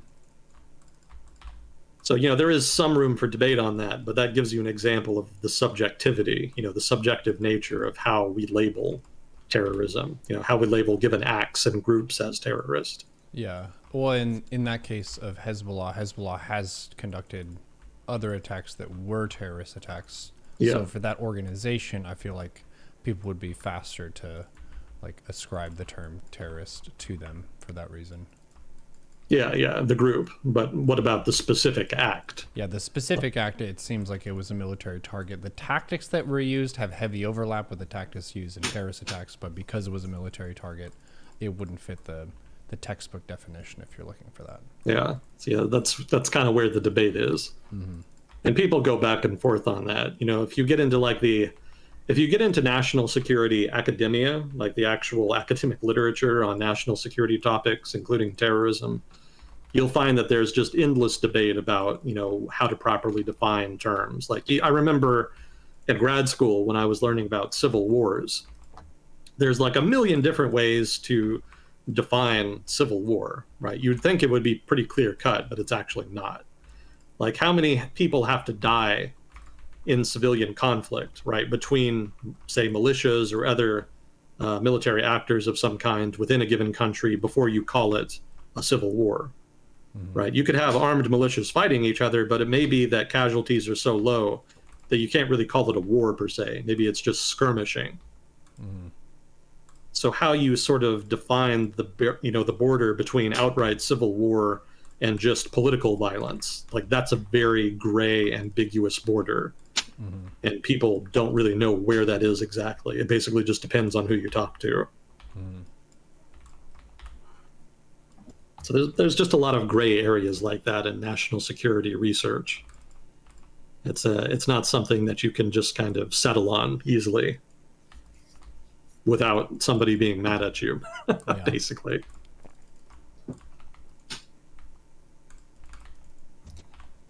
Yeah, I guess another example you could point to is sort of Israel and Palestine. So, obviously the Palestinians have engaged in terrorism, targeting Israeli civilians. So that's like explicit terrorism, right? But then you'll have people arguing that it's justified because the Palestinians are, their land is occupied, they're not independent, etc. So, if you agree with that, if you agree that it's justified, then does that mean that it's not necessarily terrorism, but resistance, quote unquote, some kind of liberation struggle? There's room for debate there. I think you would be hard pressed not to call it terrorism. I don't think that's a winning battle, but that just is an example of the kinds of debates you're going to get into if you really try to pin down a specific definition of terrorism.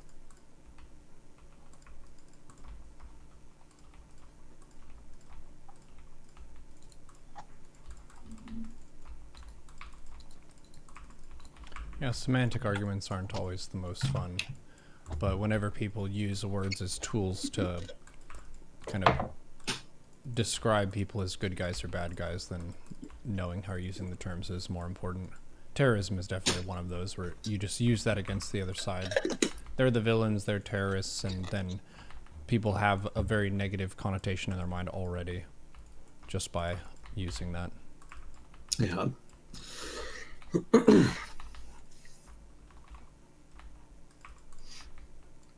Let's see, are we doing okay on time? Yeah, got about another hour. Oh, wow, okay. Well, let's see. I had a couple more items here that we could get to. I don't have any weird news today. Yeah, chat seemed to find that weird news segment last time particularly entertaining. Yeah. Let's see, Iran and Russia did sign a free trade agreement. Have I talked about this? I don't think I did. I don't think so. Okay. Well, let me know if I start ringing any bells. So there was a free trade agreement between Iran and Russia, and it's supposed to, include a process by which Iran can start being integrated into the Eurasian Economic Union, which is sort of this economic union. Well, it is an economic union that was created by Russia to more closely tie its neighboring states into its economy. So I don't think Iran is a Eurasian Economic Union member yet, but this agreement kind of could act as a foundation. Who knows if they'll actually follow through on it? I'm a little skeptical myself, but we'll see. So there was some talk about that. The more interesting thing I saw in the agreement had to do with payment processing systems. So, of course, Iran has been locked out. Actually, Russia, too, now. Russia and Iran have been locked out of the SWIFT banking system. And so that's made it extremely difficult for financial actors, as well as just businesses in general, in order to conduct commerce within their countries. Because that international banking system is the system of electronic transfers that is facilitated by the SWIFT banking network is very, very useful if you're running a business, and to be locked out of it puts you at a big disadvantage relative to competitors. Let's put it like that. So there have been attempts to try to create alternative payment systems. Well, it's not even really, Swift is not really a payment system. It's more about clearance. So it's a little bit different. But because they don't have access to Swift, they, by extension, also have been cut off from a lot of payment processing systems. So there have been attempts to create alternative payment processing systems in order to kind of mitigate that disadvantage. So Russia has one called Mir that they've created, and the Iranians are also setting up a system that is operating, I think, exclusively in Russia, if I read the article correctly.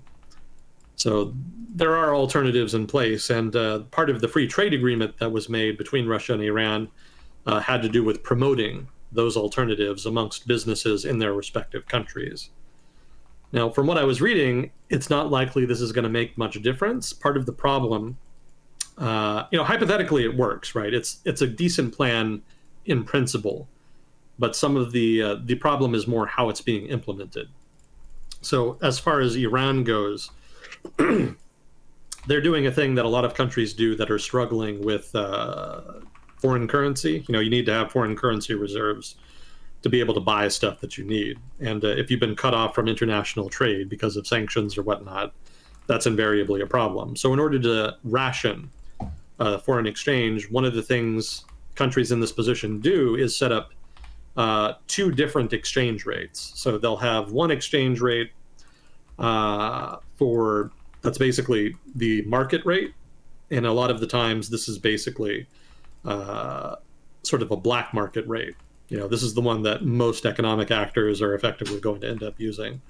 But then they'll have an official rate, which is the rate that you have to use if you're going to go through formal channels in order to exchange cash, right? If you have dollars and you want, I think it's rials in Iran's case, if you want to exchange dollars for rials and you don't want to use the street vendors, you have to go to a bank, and the bank is bound by law to trade in the official government set exchange rate, which invariably is going to be less favorable than the black market rate, right? So, you look at the black market rate, Iran's currency is way, way less valuable going by that rate than the official rate, which suggests that it's much, much more valuable relative to the dollar. So the reason that they do that, and again, this is sort of, sometimes it's kind of informal, like how I've described it, where you have a black market rate and an official exchange rate. Sometimes the government itself will create two different official exchange rates. One of them for, say, commerce within the country, and then another one for international trade. Cuba does that. But then you can do that any number of other ways as well. You may have an exchange rate for people trying to get money in or out of their bank account, and then a separate one for some other specific area of commerce. It's endlessly flexible. It just depends on how much you think you can get away with.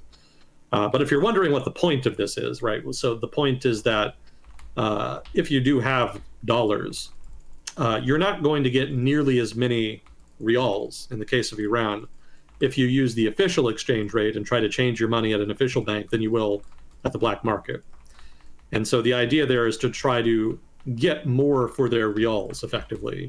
If you use the official exchange rate at a bank, then the banks get relatively more dollars. You can think of it abstractly as an implicit subsidy. Basically what they're doing is they're charging you a very large fee in order to change your money from dollars to rial. And the idea there, again, is to try to hoard and ration as much of those dollars as possible, so that the central bank can get a hold of them and use them for whatever the government wants to use them for. Now, the problem with doing that in the case of trade between Iran and Russia is that these payment processing alternatives that they've set up have to use the official exchange rates, by law, because they're basically state-owned, or at least partially state-owned. So it's not like they're independent actors that can kind of fly off and do whatever they want. But because they're using those official exchange rates, like I said, they're basically charging an exorbitantly high fee to change currency. And if you're a business, in Russia that wants to do business in Iran, using a payment processor that is charging an exorbitantly high fee is not an attractive prospect. So that's the main reason why analysts are saying this is not really going to work. Like, technically it does work in practice, right? The system itself works. You could use it and do business through this payment processing system. But compared to alternatives, especially on the black market, there's no reason to do that. Like, it's just much better just to do it on the black market and just to cut out the payment processor and the central bank of your country completely. Because invariably, you're going to get way more of your money back. You know, the quote unquote fee charged for changing money on the black market is much lower.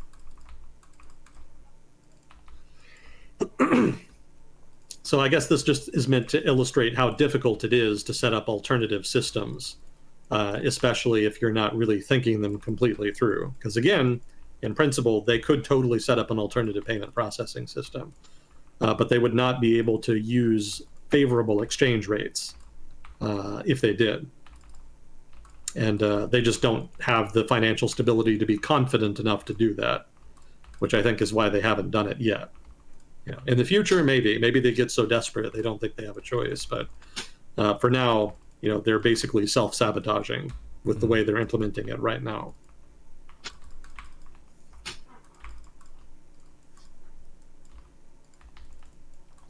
We'll make our own banking system and it'll be better than theirs. Yeah, that's what they keep trying to do. Hasn't really been working yet.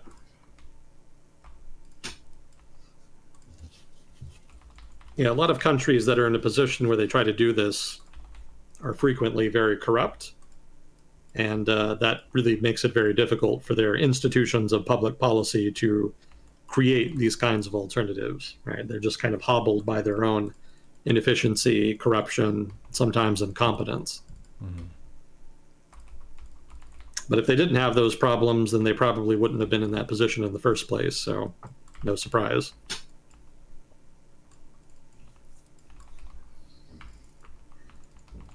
Let's see, I did read a little more about the Supreme Court of the United States. Oh yeah, I saw a bunch of stuff about them.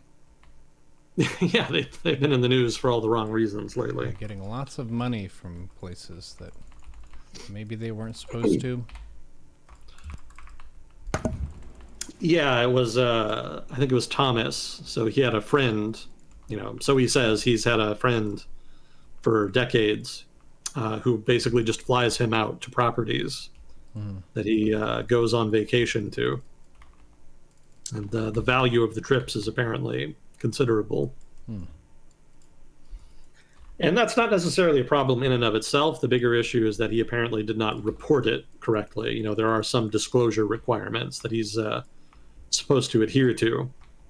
And he did not note them or noted them incorrectly in the relevant paperwork. So there's been some question about whether or not that breaks any rules, any laws, if it's ethical, if something should be done about it, etc. And what I found is that actually it's probably not illegal, somewhat surprisingly. Yeah, apparently there's not a whole lot of mechanisms in the Supreme Court of the United States by which there is oversight. Maybe that's not surprising. I mean, technically they are sort of their own branch, but, you know, even with the executive and the legislature, that is to say the executive and the legislative branches, there are some mechanisms by which they try to establish some oversight and good conduct and whatnot. So, you know, some of the things that the Supreme Court does not have, you know, I had a list from an article here. They're basically exempt from strict compliance with the Judicial Conference's rigorous quote-unquote code of conduct. That's basically just a code of conduct that pretty much every other jurisdiction or judge or lawyer or whatnot is required to adhere to. But the Supreme Court justices are technically not required to adhere to those, interestingly. To be fair, Justice Roberts apparently did say that they do consult with it as a quote-unquote starting point. So make of that what you will. The Supreme Court is also not subject to the Freedom of Information Act, which I thought was pretty surprising. If you don't know what the Freedom of Information Act, here in the United States, that was an act that was passed, I think back in the 70s or 80s, that was designed to require the government to provide information that was not classified on demand. You know, before that, the government could kind of decide at its own discretion whether or not it would respond to an individual citizen requesting information or documents. And very frequently, the government would use that discretion to cover shit up, unsurprisingly. So this law requires the government to respond to official requests for information within a certain time period. So it's considered an important mechanism by which to fight corruption and make it more difficult for the government to cover up various misdeeds, crimes, etc. So the fact that the Supreme Court is not subject to it is of interest, because that means that the Supreme Court is not subject to it nearly as much oversight from, say, journalists who use the Freedom of Information Act very frequently to get information about topical subjects. Let's see. So the Supreme Court is also not subject to the oversight of the Office on Government Ethics, which is nominally responsible for overseeing various misdeeds, abuses of power, or whatnot. Also, the Supreme Court has no internal ethics committee and no inspector general. That one probably surprised me the most.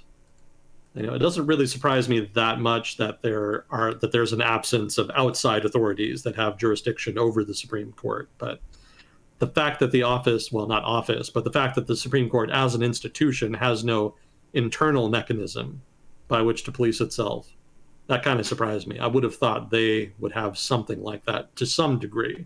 Even if it was only an informal degree, I figured they would have something like that, but apparently they don't. Mm-hmm.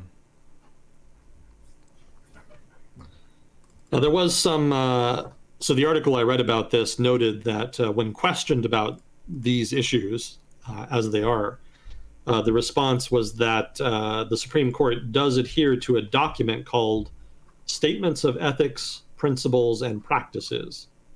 And apparently that's a kind of guidebook to appropriate behavior for justices, although it is technically voluntary.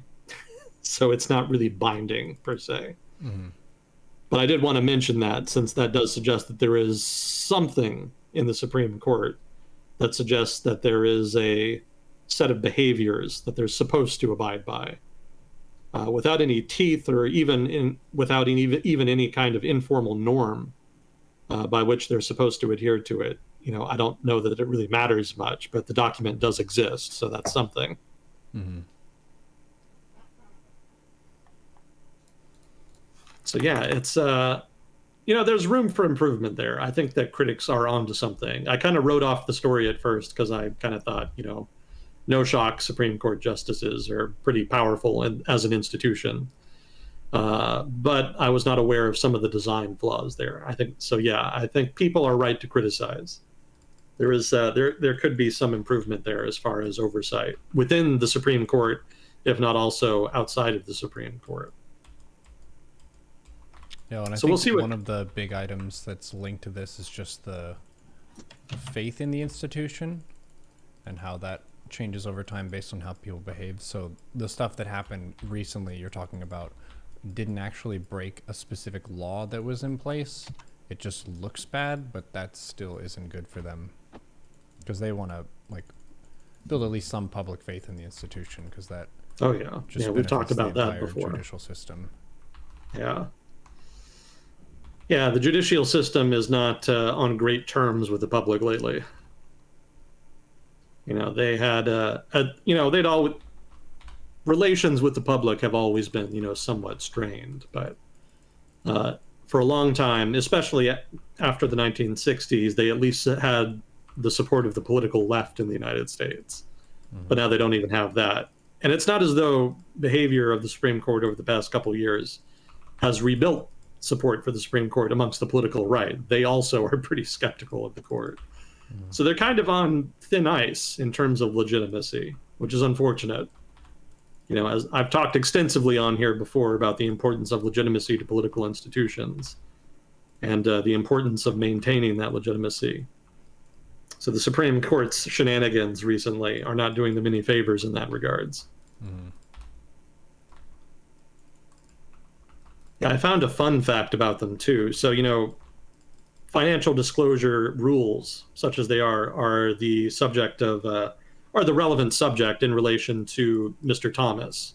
That is to say, the Supreme Court Justice Thomas's alleged misdeeds as far as not properly reporting these trips that he was getting from his friend. So there actually is let me see if I can find it, a financial disclosure committee, which is responsible for, investigating breaches like this. But apparently there's not a lot of precedent for the committee investigating Supreme Court justices. That is apparently a constitutional gray area.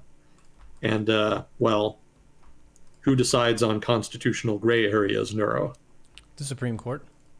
Exactly. Ah. And I will be sure that if I commit any crimes, I will report myself to the respective authorities, which would be myself.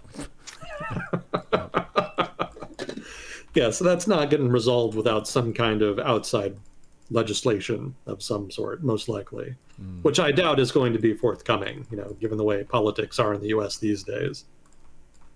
Given all of the problems the U.S. has right now, I don't know that I would put this at the top of the list, honestly.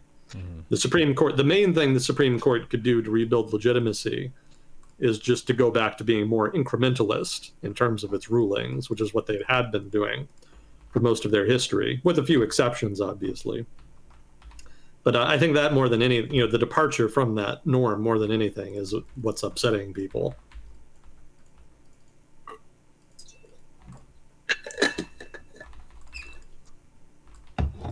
We'll see what happens. My expectations are not high. But who's to say? Set your expectations to medium to low. Let's see.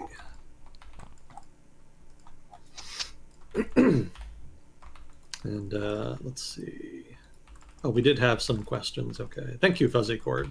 Always appreciate you helping out, as well as all the other mods. Thank all of you for participating and helping out. Let's see.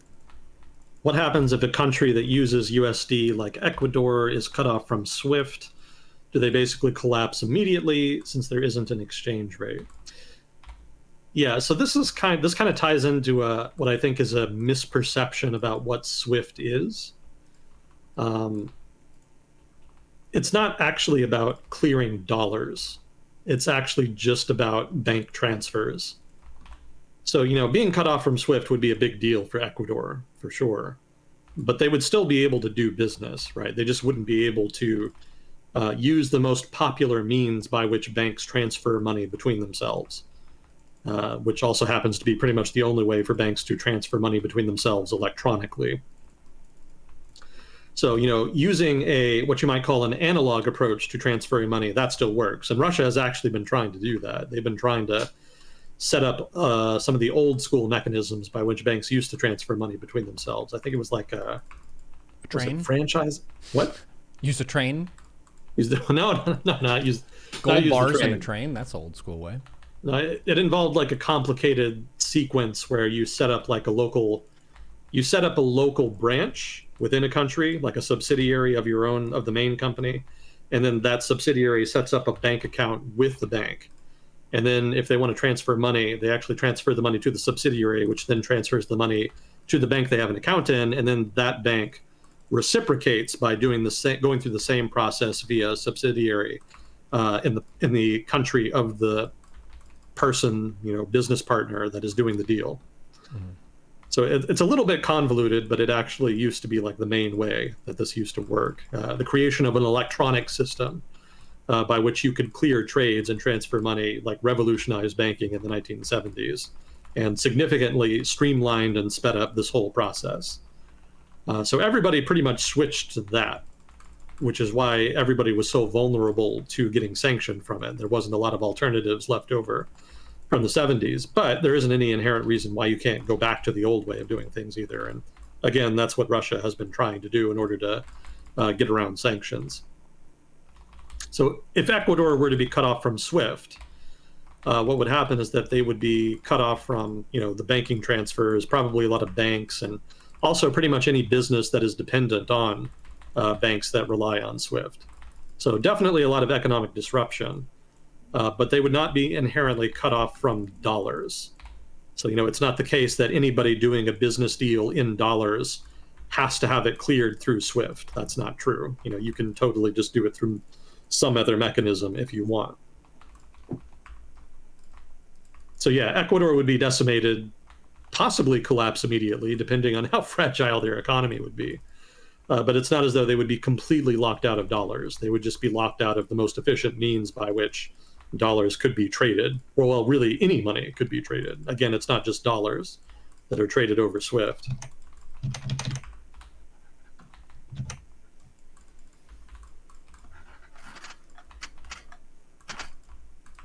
There was another question in the chat, speaking of types of money, about the petrodollar, which I know we've mentioned a few times, but China's trying to make a petrodollar of some kind too.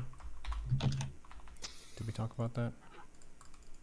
I think so. I think we talked about it way back when China tried to, well, China set up a strategic partnership, quote unquote, with Iran, which I think was last year. But this kind of just ties into the stuff we've talked about before about petrodollars generally. Like petrodollars are not nearly as important to the value of the US dollar or to the health of the overall global economy generally as they used to be. You know, the peak of the petrodollar was really the 1970s. Like really the United States was perilously close to defaulting and just not being able to pay its debts in the 70s. That had to do with just too much government spending, you know, the collapse of the Bretton Woods system, the float of the dollar. Like there was a lot of disruption, shall we say, in international trade back in the 1970s. And there was not like a deep pool of international capital back then like there is now. So, you know, if you needed money and you needed it quickly, like the United States did in the 70s, there really wasn't a lot you could do. There weren't a lot of like places you could go. And one of the few reservoirs, you know, one of the deep pools of money you could go to was the reserves of oil exporters in the Middle East. You know, so those petrodollars that were wielded by Middle Eastern countries there that exported a lot of oil, they had a lot of money to spare, and they actually had enough to kind of bail out the United States and start buying U.S. debt and treasuries again, which kind of jump-started U.S. finances, got them out of that crisis that they were in. It was not entirely voluntary. There was a little bit of arm twisting there on the part of the Nixon administration, but it was effective. But after that, the global economy evolved pretty rapidly. You know, coming out of the 70s, there was a lot of deregulation, especially in the 1980s, where you saw a lot of financial deregulation. And at that point, you saw sort of the reemergence, you know, the flowering of international financial commerce. You know, it had been recovering since the end of World War II, but it was heavily regulated as part of the Bretton Woods system. You know, so through the late 1940s, 50s, 60s, and a chunk of the 70s anyway, international commerce had not really fully recovered from the disruptions of World War II, if not just the world wars in general. You know, the early 20th century was not a great time for international trade. There was quite a bit of violence that disrupted that trade. So you didn't really see the reemergence of global capital as like a serious force, as it had been, say, at the end of the 19th century until the 1980s and 1990s. And when that happened, you saw the emergence of a deep, deep global pool of capital that was readily available for, you know, pretty much anybody who needed it, but especially the United States, which has, you know, obviously the U.S. dollar and U.S. treasuries, which are considered the most reliable products in their respective categories.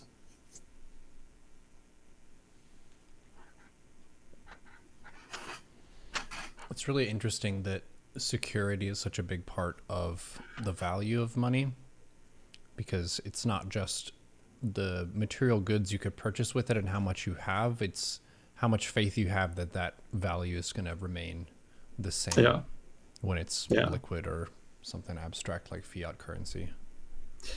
Yeah, well, it's a big risk if you're a business, right? Because you know, you want to pay value, or well, if you're selling something, you want to get full value for what you're selling, right? So if I sell you 10, you know, gadgets, whatever, of some kind, and I ask for $100 for those, maybe I get 10% profit out of that. So, you know, $90 to cover the costs and then $10 profit for myself. If there's a big swing in exchange rates, I could lose all of that money. Like the money that you give me to pay for that could just be worthless. And, you know, just the way contracts work, I may have no way to get my money back. I can't like say, oh wait, the currency you paid me isn't valuable anymore. I need you to go get more. It could be that by the time the currency changes value, the deal is pretty much close enough to being sealed, concluded, that I can't go back on it. Mm-hmm. So it's very easy to get screwed on volatile foreign exchange rate fluctuations if you're just a businessman, if you're just a regular guy. There are some things you can do. You can use like forward contracts. You can have terms and conditions in the contract that try to hedge against it. But invariably, that stuff costs money to some degree. And you can't mitigate the risk completely. So, ultimately, the best way to mitigate the risk is to just use a currency that you don't think has virtually any chance of shifting significant value. Mm. And so that means using reliable currencies like, Japanese yen, euros, dollars, whatever. So it's not just like a vote of confidence per se. Well, I mean, it kind of is a vote of confidence, but they're not using those currencies because they like the countries that produce them. They're using them as a kind of financial hedge against forex risk. It's a financial technical move, right? Yeah, because the value of those currencies doesn't change as much, so it's a safer bet.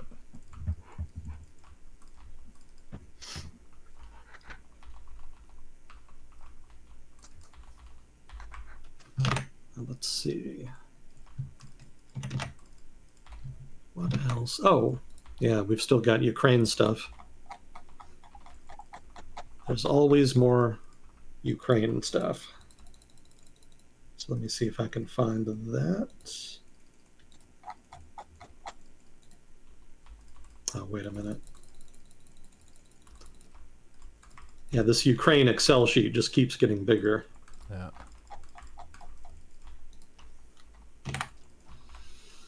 Okay. So there was some news that the Ukrainian army has started setting up bridgeheads on the other side of the Dnieper River. That's the major river that runs through the middle of the country. It's also the river that separates occupied Kherson from free Kherson, I guess, for lack of a better term. Do you remember the city of Kherson? That was like the biggest city that the Russians were able to take early in the war. And then the Ukrainians were able to push them back. Mm-hmm. So in the process of doing that, the end result of that operation was that the river became the dividing line between Russian-controlled Kherson and Ukrainian-controlled Kherson. And since then, I think the general consensus amongst analysts had been that it's unlikely the Ukrainians would focus a lot of effort there. Most of the action has been in Donbass, and the river is a pretty formidable defensive barrier. So I think everybody just assumed that whatever offensive capabilities Ukraine had, they would focus on Donbass. But apparently there has been some small unit action in and around Kherson to the point where they have been able to set up some small bridgeheads on the other side of the river. That is to say, on the side of the river controlled by the Russians. I don't know if they'll be able to hold on to them or if they're planning on expanding those or just what they're doing there, but it did happen. So that suggests that maybe it's possible the Russian position is sufficiently weak that there's room for expansion there. So something to keep an eye on, in other words.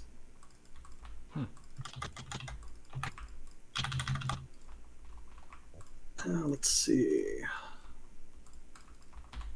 Yeah, some problems. Yeah, there was a critique in Foreign Affairs about the war effort. That is to say, the Russian war effort. But I don't know that it's anything we haven't really heard much of before. Well, I think it is stuff that we've heard before, basically. So I don't know how much is really new information per se. They did talk about the military reforms that Russia tried to implement around, in and around 2010, I think it was. And we've talked about those before, how they were largely unsuccessful and that the failure of the reforms was one of the reasons the Russian army was struggling so much, especially far as like poor logistics and poorly maintained equipment and whatnot. So some of the other problems with those reforms, according to this article anyway, mobilization was not modernized. They did not update it to the point where they could mobilize large numbers of people very quickly into the army if they needed to. So we've seen the result, right? It took the Russians the better part of a year to mobilize the, 3 300,000 some people or whatever it was. No, it was like more like 100,000, wasn't it? Well, whatever. They mobilized a large number of people as part of their first mobilization well after the war started. And it took them a better part of the year to get those people out into the field, actually deployed into the conflict. So the slowness of that mobilization is in part the result of failure during that reform. It was something that they could have and should have focused on. Let's see, another problem with the reforms, there was no tangible improvement in battlefield proficiency. There were some gains in terms of the quality of the equipment that the Russian army used. They were able to update equipment, upgrade equipment, etc. So, you might expect them. Well, they also invested in better training, better officer training, etc. So, in general, you would think that battlefield proficiency would have improved from, say, the 90s, vis-a-vis the war in Chechnya, or say vis-a-vis the war in Georgia back in 2008. But from what I was reading, it seems that there was not a significant improvement in battlefield proficiency as a result of those changes. So that's another problem. Some of the new gear they got too was apparently pretty flawed. So given the corruption and the political economy over there, that's maybe not a surprise, but that was another flawed outcome from that reform effort.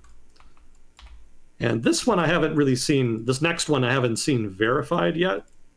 Maybe somebody more familiar can confirm or deny it for me, but this author asserted that there's a relatively high missile failure rate for Russia's ranged fires. So it's cruise missiles, it's over-the-horizon munitions, smart munitions, loitering munitions, what have you. Apparently, they've had a pretty high failure rate, supposedly. So the author argues this is also a result of the failure of the reform effort. This hypothetically, well, not hypothetically, the reform effort should have focused on not just getting new equipment, but also getting high quality new equipment, and then ensuring that it was properly maintained such that it would actually work if used.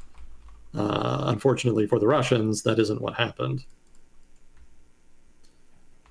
And apparently, another fallout from the failed reform effort is that a lot of Russia's tanks did not have proper self-defense equipment, which apparently made them particularly vulnerable to anti-tank weapons. I was a little confused by this one because I wasn't sure what the author meant by proper self-defense equipment. I've heard of explosive reactive armor. I've heard of, what was it? I forget what it's, what is it, active countermeasures or whatever it is. Basically, they try to shoot whatever missile or round is incoming. They actually have a mechanism that will basically just shoot it or direct explosives at it. There's different ways to do active countermeasures, but that's one of them. So, I guess that's what he meant, but I wasn't sure. I've never heard of those mechanisms described as self-defense equipment. So maybe somebody more familiar with tanks can inform me. I'm pretty sure some of you are more familiar with tanks, because some of you were giving me shit when I was talking about the T-34 a while ago. So some of you must know. Look at Agent Smith not knowing everything there is to know about the T-34. Rookie mistake. Yeah, I'm not going to get into a losing battle arguing about the T-34, but I feel like some people don't give it enough credit. It's definitely got flaws. I saw the laser pig video too. So fine, I concur, right? It's got its flaws, but I think overall the full package is still pretty good. I think it deserves its place in the pantheon of good tanks. On an unrelated note, if you have any feedback for me, my email is in chat. Yeah. If you want to rage about tanks in the DMs, you can do so. Let me know. The T-34 is a shit tank and I will die on this hill. Okay. Well, some people will. But that's what makes it fun. Yep. Arguing about hardware, that makes me nostalgic. That's kind of how you get started when you get interested in military stuff. Yeah. Let's see. No evidence. Yeah, training programs, talked about that. Let's see. Oh, yeah, this was an interesting point. So the modernization effort, which by and large did not succeed, this author argues actually did help Russia when it was intervening in Donbass back in 2014, and then also the Russian intervention in Syria. So the modernization effort did produce decent enough results to manifest positively in those specific conflicts. But the author then makes the point that Russia, well, specifically the Russian military, apparently did not learn from those mistakes.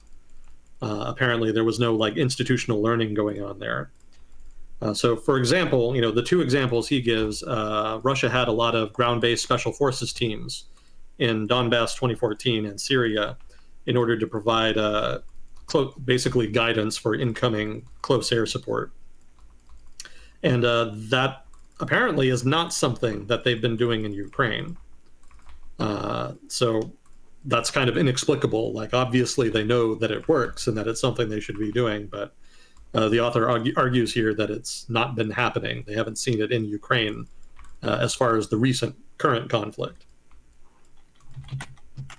Also, in these interventions, Russia had a unified operational command.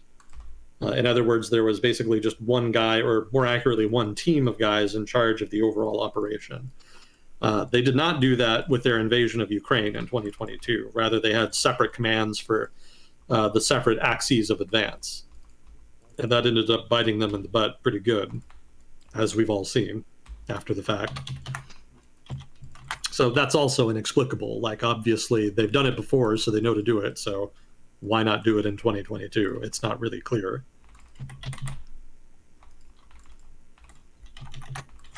Oh, so obviously the modernization effort also failed to root out corruption. So that I already kind of made that point. But some specific examples of corruption, and we may have mentioned some of these before, but they bear repeating. One of them is ghost soldiers. I think I've mentioned this before, right, Neuro? Yes, those are. They like use the records of people who have died. Not specifically died. They'll just create like fake people. Oh. They'll have fake names, and then they'll just take money to pay the salary of the fake soldier, and then pocket the money. Mm-hmm. So some of them, they may actually do that, where they have just dead soldiers they don't report as dead, and then keep taking their money. I don't doubt that that happens, but more commonly, they'll just have like fake units sometimes, just like whole-assed fake units, and that they'll take money for. Mm. There's also, of course, missing supplies. That's a classic in every military, but especially ones that suffer from corruption. And then also, this one's kind of more unique to militaries that operate in the context of an authoritarian political system, which is that people are not honest in how they report to their superiors, right? It doesn't really behoove you, since there can be dire consequences, to report bad news, or even to report something that your superior just doesn't like or doesn't want to hear. And so the result is that there's a lot of difficulty with pushing accurate information up the chain of command and getting it in the hands of the people responsible for planning. Mm. So in so much as that's a manifestation of careerism and people trying to protect themselves from the wrath of their superiors, you can consider that a manifestation of corruption. Yeah, if people are scared to raise an issue, then the issue is just going to persist indefinitely. I know this from guild leadership. Yep. Yeah, you had some pretty wild stories there in that vein. Yeah. Let's see. Yeah, there's some other items, but that's the gist of it.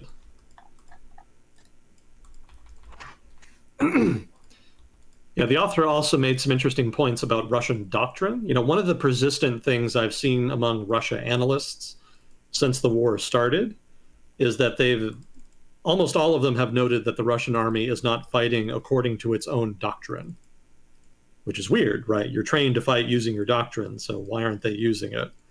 It's not entirely clear. So one of the points made in that vein is that the Russian Air Force, according to Russian doctrine, is supposed to bombard a country that they're set to invade for like several weeks prior to the onset of the invasion in order to soften up defenses. That did not happen in the 2022 invasion. They're also not supposed to commit all available forces to a multi-axis attack. They're supposed to keep some in reserve. And they very explicitly did not do that in 2022. They actually, the Russian invasion plan actually leveraged virtually everything they had available as far as like professional troops and whatnot. They didn't have a ready reserve available to kind of rush in and help them out when things started going wrong. And so that actually explains a lot as far as why so many units ended up getting defeated or even just outright retreating back to where their starting point in the case of Russian forces pushing towards Kiev. There just wasn't anything to relieve them or to take their place. Like if they were going to be stopped or to quit, then that just meant that they had failed and that they would have to go back.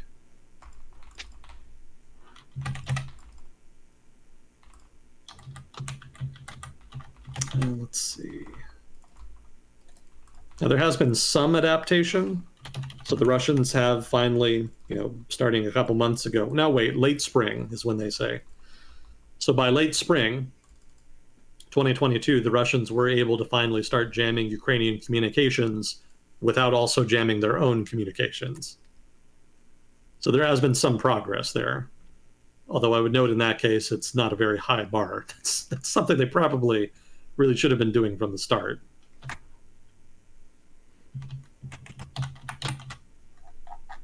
So we'll see.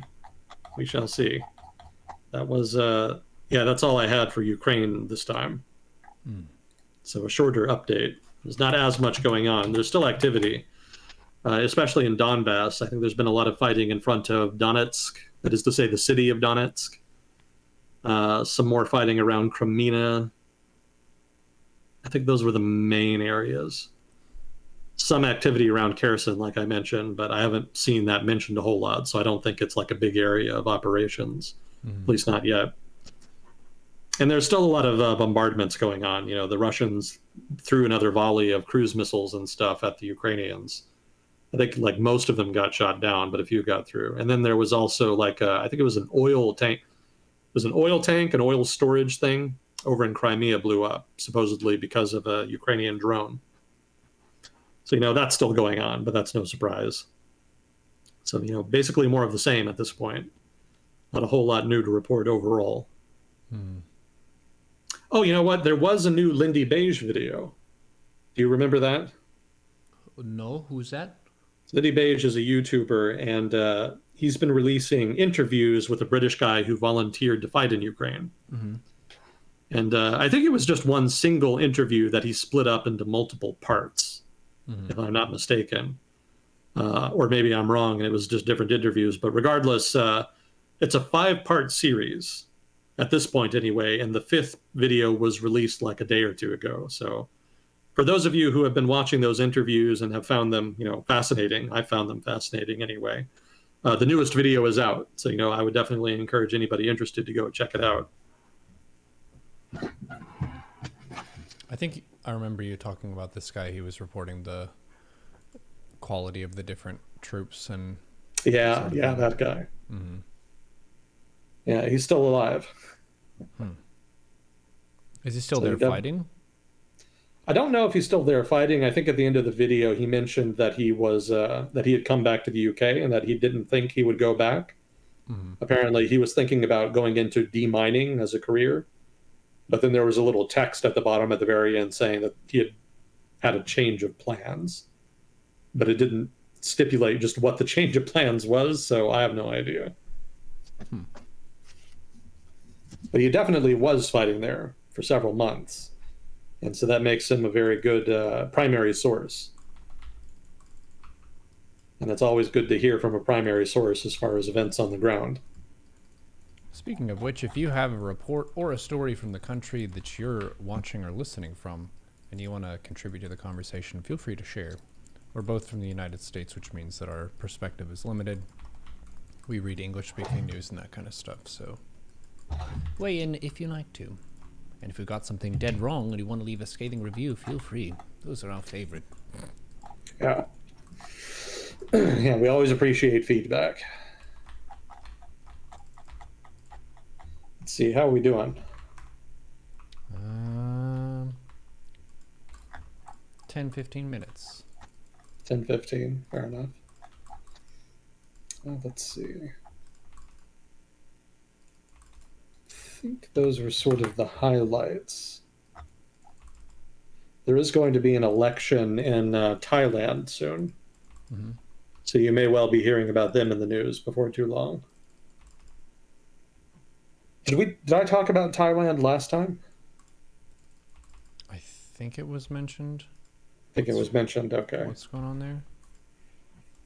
Well, the election is coming up, and the country has been ruled by effectively a military junta for the better part of 10 years now. And so there's some question as to whether or not the military's favored candidates are going to win.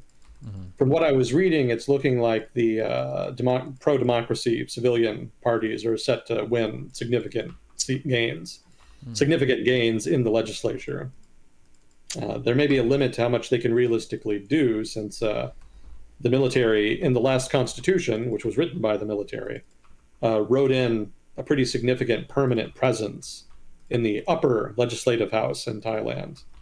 I think it's reserved seats or something like that. So the military can basically just appoint some portion of the upper house so that they have a kind of de facto veto over government policy, which is pretty fancy for them, but not great if you're a fan of democratization. So there could be limits to how much any potential reform government could do, but the fact that they're potentially going to get into power at all is pretty big news. Mm-hmm. Yeah, there's two reform parties there's two main reform parties I was reading about. One of them is Shinawatра's party, so no surprise that he's back. Do you remember Thaksin Shinawatra? No, is he the monarch or someone else? No, Monarch is a different guy. Shinawatra is a telecom billionaire. Oh. And he started his own political party way back when, like 20 years ago or whenever it was. And his party's big thing was basically social spending. You know, he wanted the government to create a stronger social safety net, to spend more on welfare, you know, that kind of stuff. So obviously he was pretty popular, especially in the poorer parts of Thailand. And eventually he got into trouble with the military, mostly, you know, possibly also the monarchy, but mainly the military. They accused him of corruption. There probably was some, but the military took that as an excuse to stage a coup, take over the country, which was, you know, probably a bit of an overreaction. That was probably more opportunism on their part. But after Thaksin Shinawatra was overthrown, since he had initially been like the leader of the country, he was prime minister for a while, he was exiled. The military was in control for a while. Then they held elections, and Shinawatra's party won again. He was not allowed to come back, but his, I think, sister, if I'm not mistaken, ran the party in his place. And so I think her name was Yingluck Shinawatra, was prime minister for a while. And then she got into a whole shitstorm over a rice subsidy scheme that her party implemented. Supposedly, it was really badly implemented. There was a lot of corruption, etc. Thailand ended up losing a good chunk of the market share for jasmine rice as a result of that, which was a big deal because that was one of their main export items. So there was a lot of tension over that. There was mass protests. You may remember the yellow shirts versus the red shirts thing back in the day. That was one of the first Agent Smith topics we had, I think. Oh yeah, Yeah. Way back when. Yeah. Yeah, so that's where Yingluck Shinawatra came in. She was prime minister during that whole thing. And that resulted in another military coup, and this time the military just hung on to power for a very long time. It was pretty clear that they were looking to delay new elections as long as possible. Eventually they ended up having them, but it was pretty clear that they were heavily skewed in favor of the military's preferred candidate. And so that kind of brings us up to the present. And, you know, for a while there was actually some legitimate support for the military government, because a lot of people were still mad at the red shirts and the Shinawatras in particular. But by now, the military has been in power long enough that, you know, they've started to lose significant legitimacy. The military's preferred candidate, I forget his name. It's something that starts with a P. Well, I guess that's not very specific. That's very common for Thai names to start with P. I forget his name, but the general who's been prime minister is the preferred candidate. And he's lost a lot of popularity. So it's not looking like he or his party is going to pick up very many votes. So that's partly why people are predicting that the reform parties are going to do so well. But the main Reform Party is Srinawatra's party. But he can't come back. He's still de facto exiled. And I think his sister has also been pushed out of the country as well. So this time his party is being run by his daughter. And I'm sorry, I don't remember her name exactly. It's not as memorable as Yingluck. That has kind of a nice ring to it, to my English speaking mind. But his daughter is more of a has more of a Thai name. But Miss Shinawatra is going to be has a very good chance of being the new prime minister, and that's basically just going to reset Thai politics back to square one. Back to the drama between the Shinawatras and the military. So we'll see what happens there. I've seen a lot of pessimism. There seems to be a lot of people online that are saying that the military is just going to, if the military does lose the election like is predicted, they say that the military will just launch another coup and not respect the result of the election. So that's possible. I can't rule that out completely. I think it might be a little hard for the military to justify that, especially given how unpopular they are right now. But I could be wrong. They could just force the issue. I mean, they are an army. They've got the guns. So if they really want to press the issue, they'll probably be successful. So that's why I say you'll probably be hearing about the election in the news soon. Like whoever wins, the billionaire populist or the authoritarian military, either way, there's going to be some drama. Those don't sound like great options to me. Well, you got to take what you can get in the grand scheme of things. That's what elections are about, bringing people together to choose between two different things that they don't want and decide which one they want less. That's democracy. Well, let's see. I guess that's probably most of the time we have left. So, Yeah, if you wanted to do flags or something. yeah, let's see what we got down here. Argentina. I'm guessing Dagnip might be in chat then. Dagnip is here, yes. How you doing, Dagnip? Got your email. I'm working on it. Working on the response. Much appreciated. You put a lot of thought into that. I'm thoroughly impressed. I feel guilty. I don't feel like I've given you as much in return as you've invested. So I really want to reciprocate somehow. So if you want to ask anything, let me know.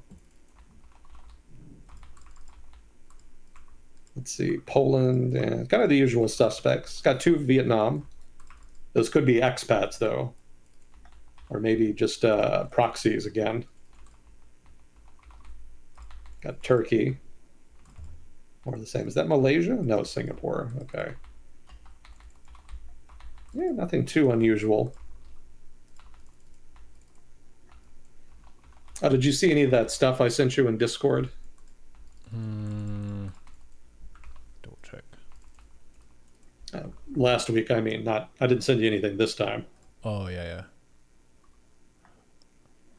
Oh, I told my parents about the Dalai Lama thing. They also heard about that. Oh, yeah. Fucking weird. I was kind of bummed after hearing that because I know that for a lot of people, whether you're one religion or another, a lot of people kind of saw the Dalai Lama as someone who is generally a giver of good advice. And stuff like that, it's not a good look. No, unfortunately not. Did you get a chance to see, what was it, the cat thing? I did not watch that yet. Oh, okay. It's the Space Fox or whatever, like the guy who made the thing. Oh, himself. Fox in Space? Yeah. Yeah, I would still strongly recommend that. But I think I sent you another thing. Mm-hmm. It's been making the rounds on YouTube. Let me see if I can't remember what it's called. It's called Lackadaisy. Lackadaisy, that's what it was. So that was pretty impressive. All that stuff is fan made. A Fox in Space and Lackadaisy, both of those are just Kickstarters, basically. So given the quality, it's particularly impressive in light of that fact.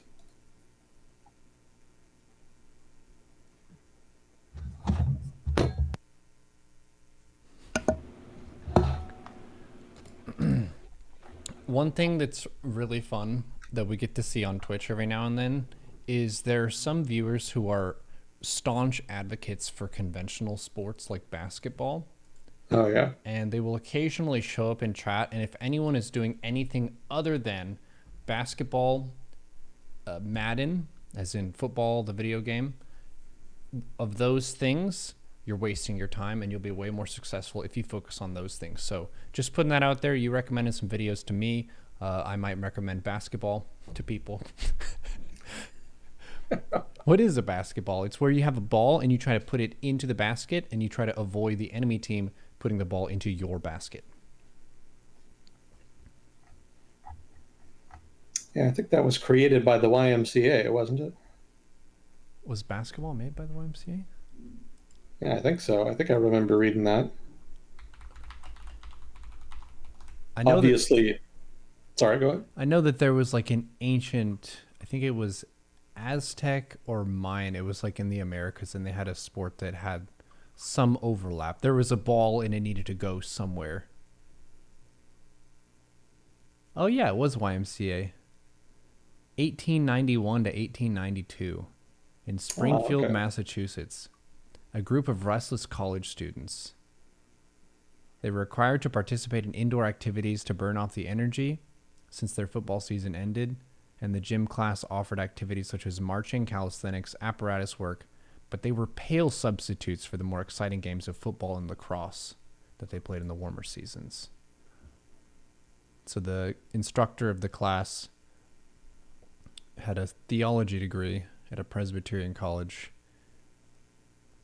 Yeah, so I guess they just invented basketball during the off season of football and lacrosse because they wanted something that was fun that they could do indoors. Well, there you go. Fox Sports is very appreciative. Yeah. It's a nice moneymaker for them. Yeah, ice hockey doesn't make so much money, Yeah. unfortunately. So, The playoffs are happening right now, I think. Yeah. yeah, yeah, the Stars actually made it to round two. Nice. It's unusual for them. I'm so out of the loop on hockey, though. Mm. I look at the Stars roster and I don't recognize like 75% of the players now. Yeah, a I lot of haven't been. people are actually kind of upset that the Maple Leafs won because that's one of their longtime traditions is losing. So, Yeah, yeah, I saw that. yeah. I'm sure it's very exciting to be a Leafs fan right now. Yeah. Oh man, yeah, I remember that. Yeah, I remember when they the last. I actually remember when they last won a playoff round. That was way back when I was first getting into hockey. Mm-hmm. I think they made it all the way to the conference finals at one point, maybe the year before that. Mm-hmm. So they were doing pretty good, and then they just spent like 2 decades in the desert. I'm not sure what happened. I don't think they were ever like explicitly bad. They just never quite were good. You know, some teams just get stuck in mediocrity. Mm-hmm. And it's kind of like being stuck in purgatory. You're never bad enough to get the best draft picks, but you're never good enough to go anywhere in the playoffs. Yeah. That's the thing is if you really get to a really horrible spot, then you get the best of the new players. Yeah, But if you're middle of the pack, you don't get the best picks. You get the mid picks, which means you're kind of just riding that inertia. yeah, yeah. That's what happened to the Pittsburgh Penguins back in the day because they got really bad after.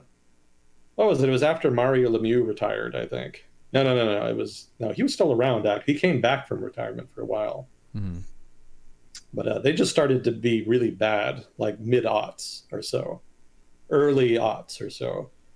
And then they had the lockout 2005. They had a whole season of hockey wiped out by a labor dispute between management and the players. I remember that, yeah. Yeah, and so after that, just like sheer dumb luck, the Penguins got two first round draft picks, two first, like first, like the number one overall first round draft picks in a row, and they were able to get two franchise players out of that. So not Mm-hmm. only did they get two number one picks in a row, they got two like high quality number one picks Mm-hmm.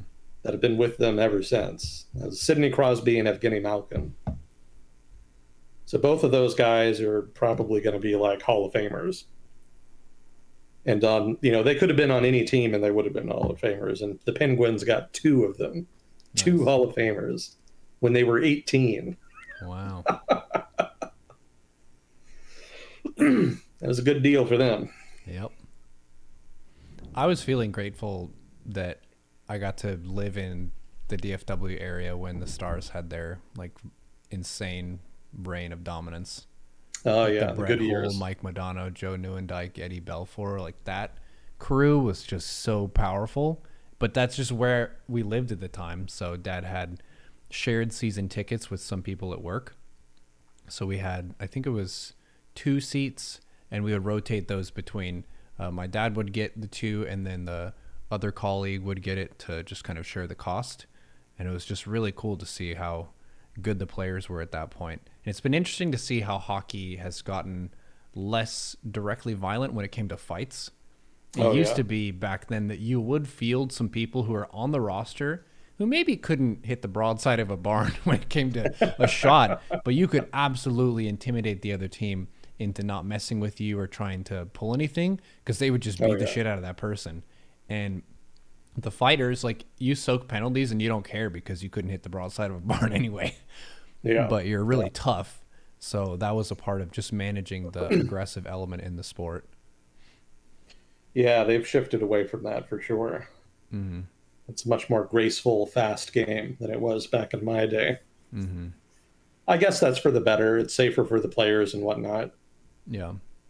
but it kind of loses a little bit of that grittiness too. Yeah, they lost some of the NASCAR fan base. The people who just want to watch the car crash and go boom. Yeah, exactly. Yeah. Yeah, unfortunately though, none of that has ever translated to money. My favorite like money story involving the NHL was that they had a contract come up for the television rights, and nobody wanted to renew. Nobody wanted those rights. Like they couldn't get any of the major networks to buy them. Mm. And the statistic that came up is that the Saturday generally when the networks did an NHL game, they would do like Saturday, right? They would do like a Saturday matinee game, and then Mm. maybe a Saturday night game. And generally it would be like just predetermined, whoever like the better teams were, whoever they thought would get the best ratings. But what they found is that the ratings for those Saturday games were actually lower than bowling. Wow. Damn. They couldn't beat bowling, Neuro. That's how bad the ratings were for hockey games. Now, mind you, ratings were better for the playoff games. The games I'm talking about were like the regular season games that they would broadcast in like the spring, right? The second part of the season. Just the ratings were so bad that nobody wanted the rights anymore, and so they ended up having to go to the Outdoor Sports Network. That was the only channel on cable that was willing to pay for the rights, and I'm sure they got a good discount out of it too.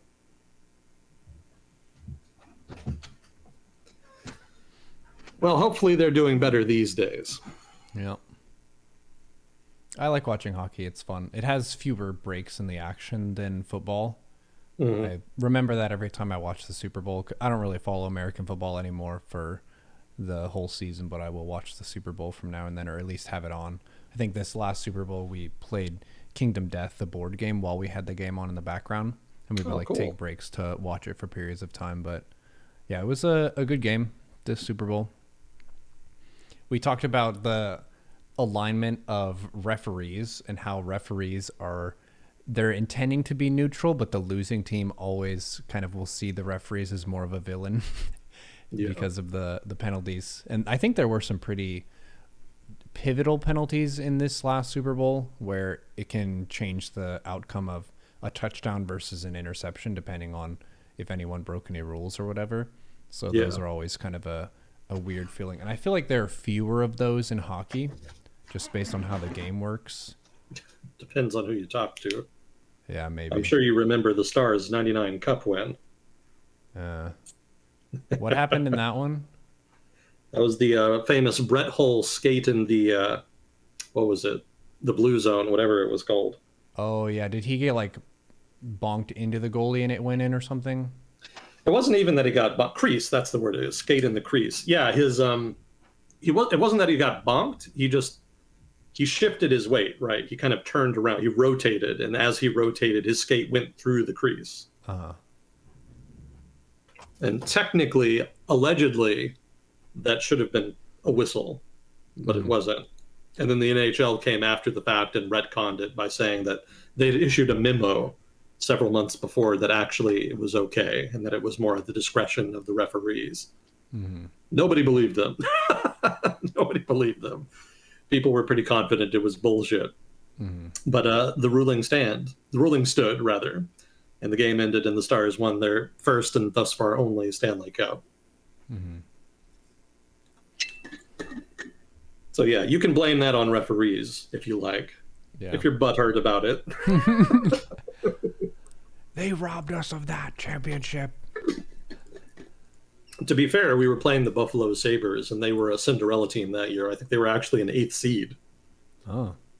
And they managed to upset their way all the way to the Cup final. And that was a team that had never, and still has never won a Stanley Cup.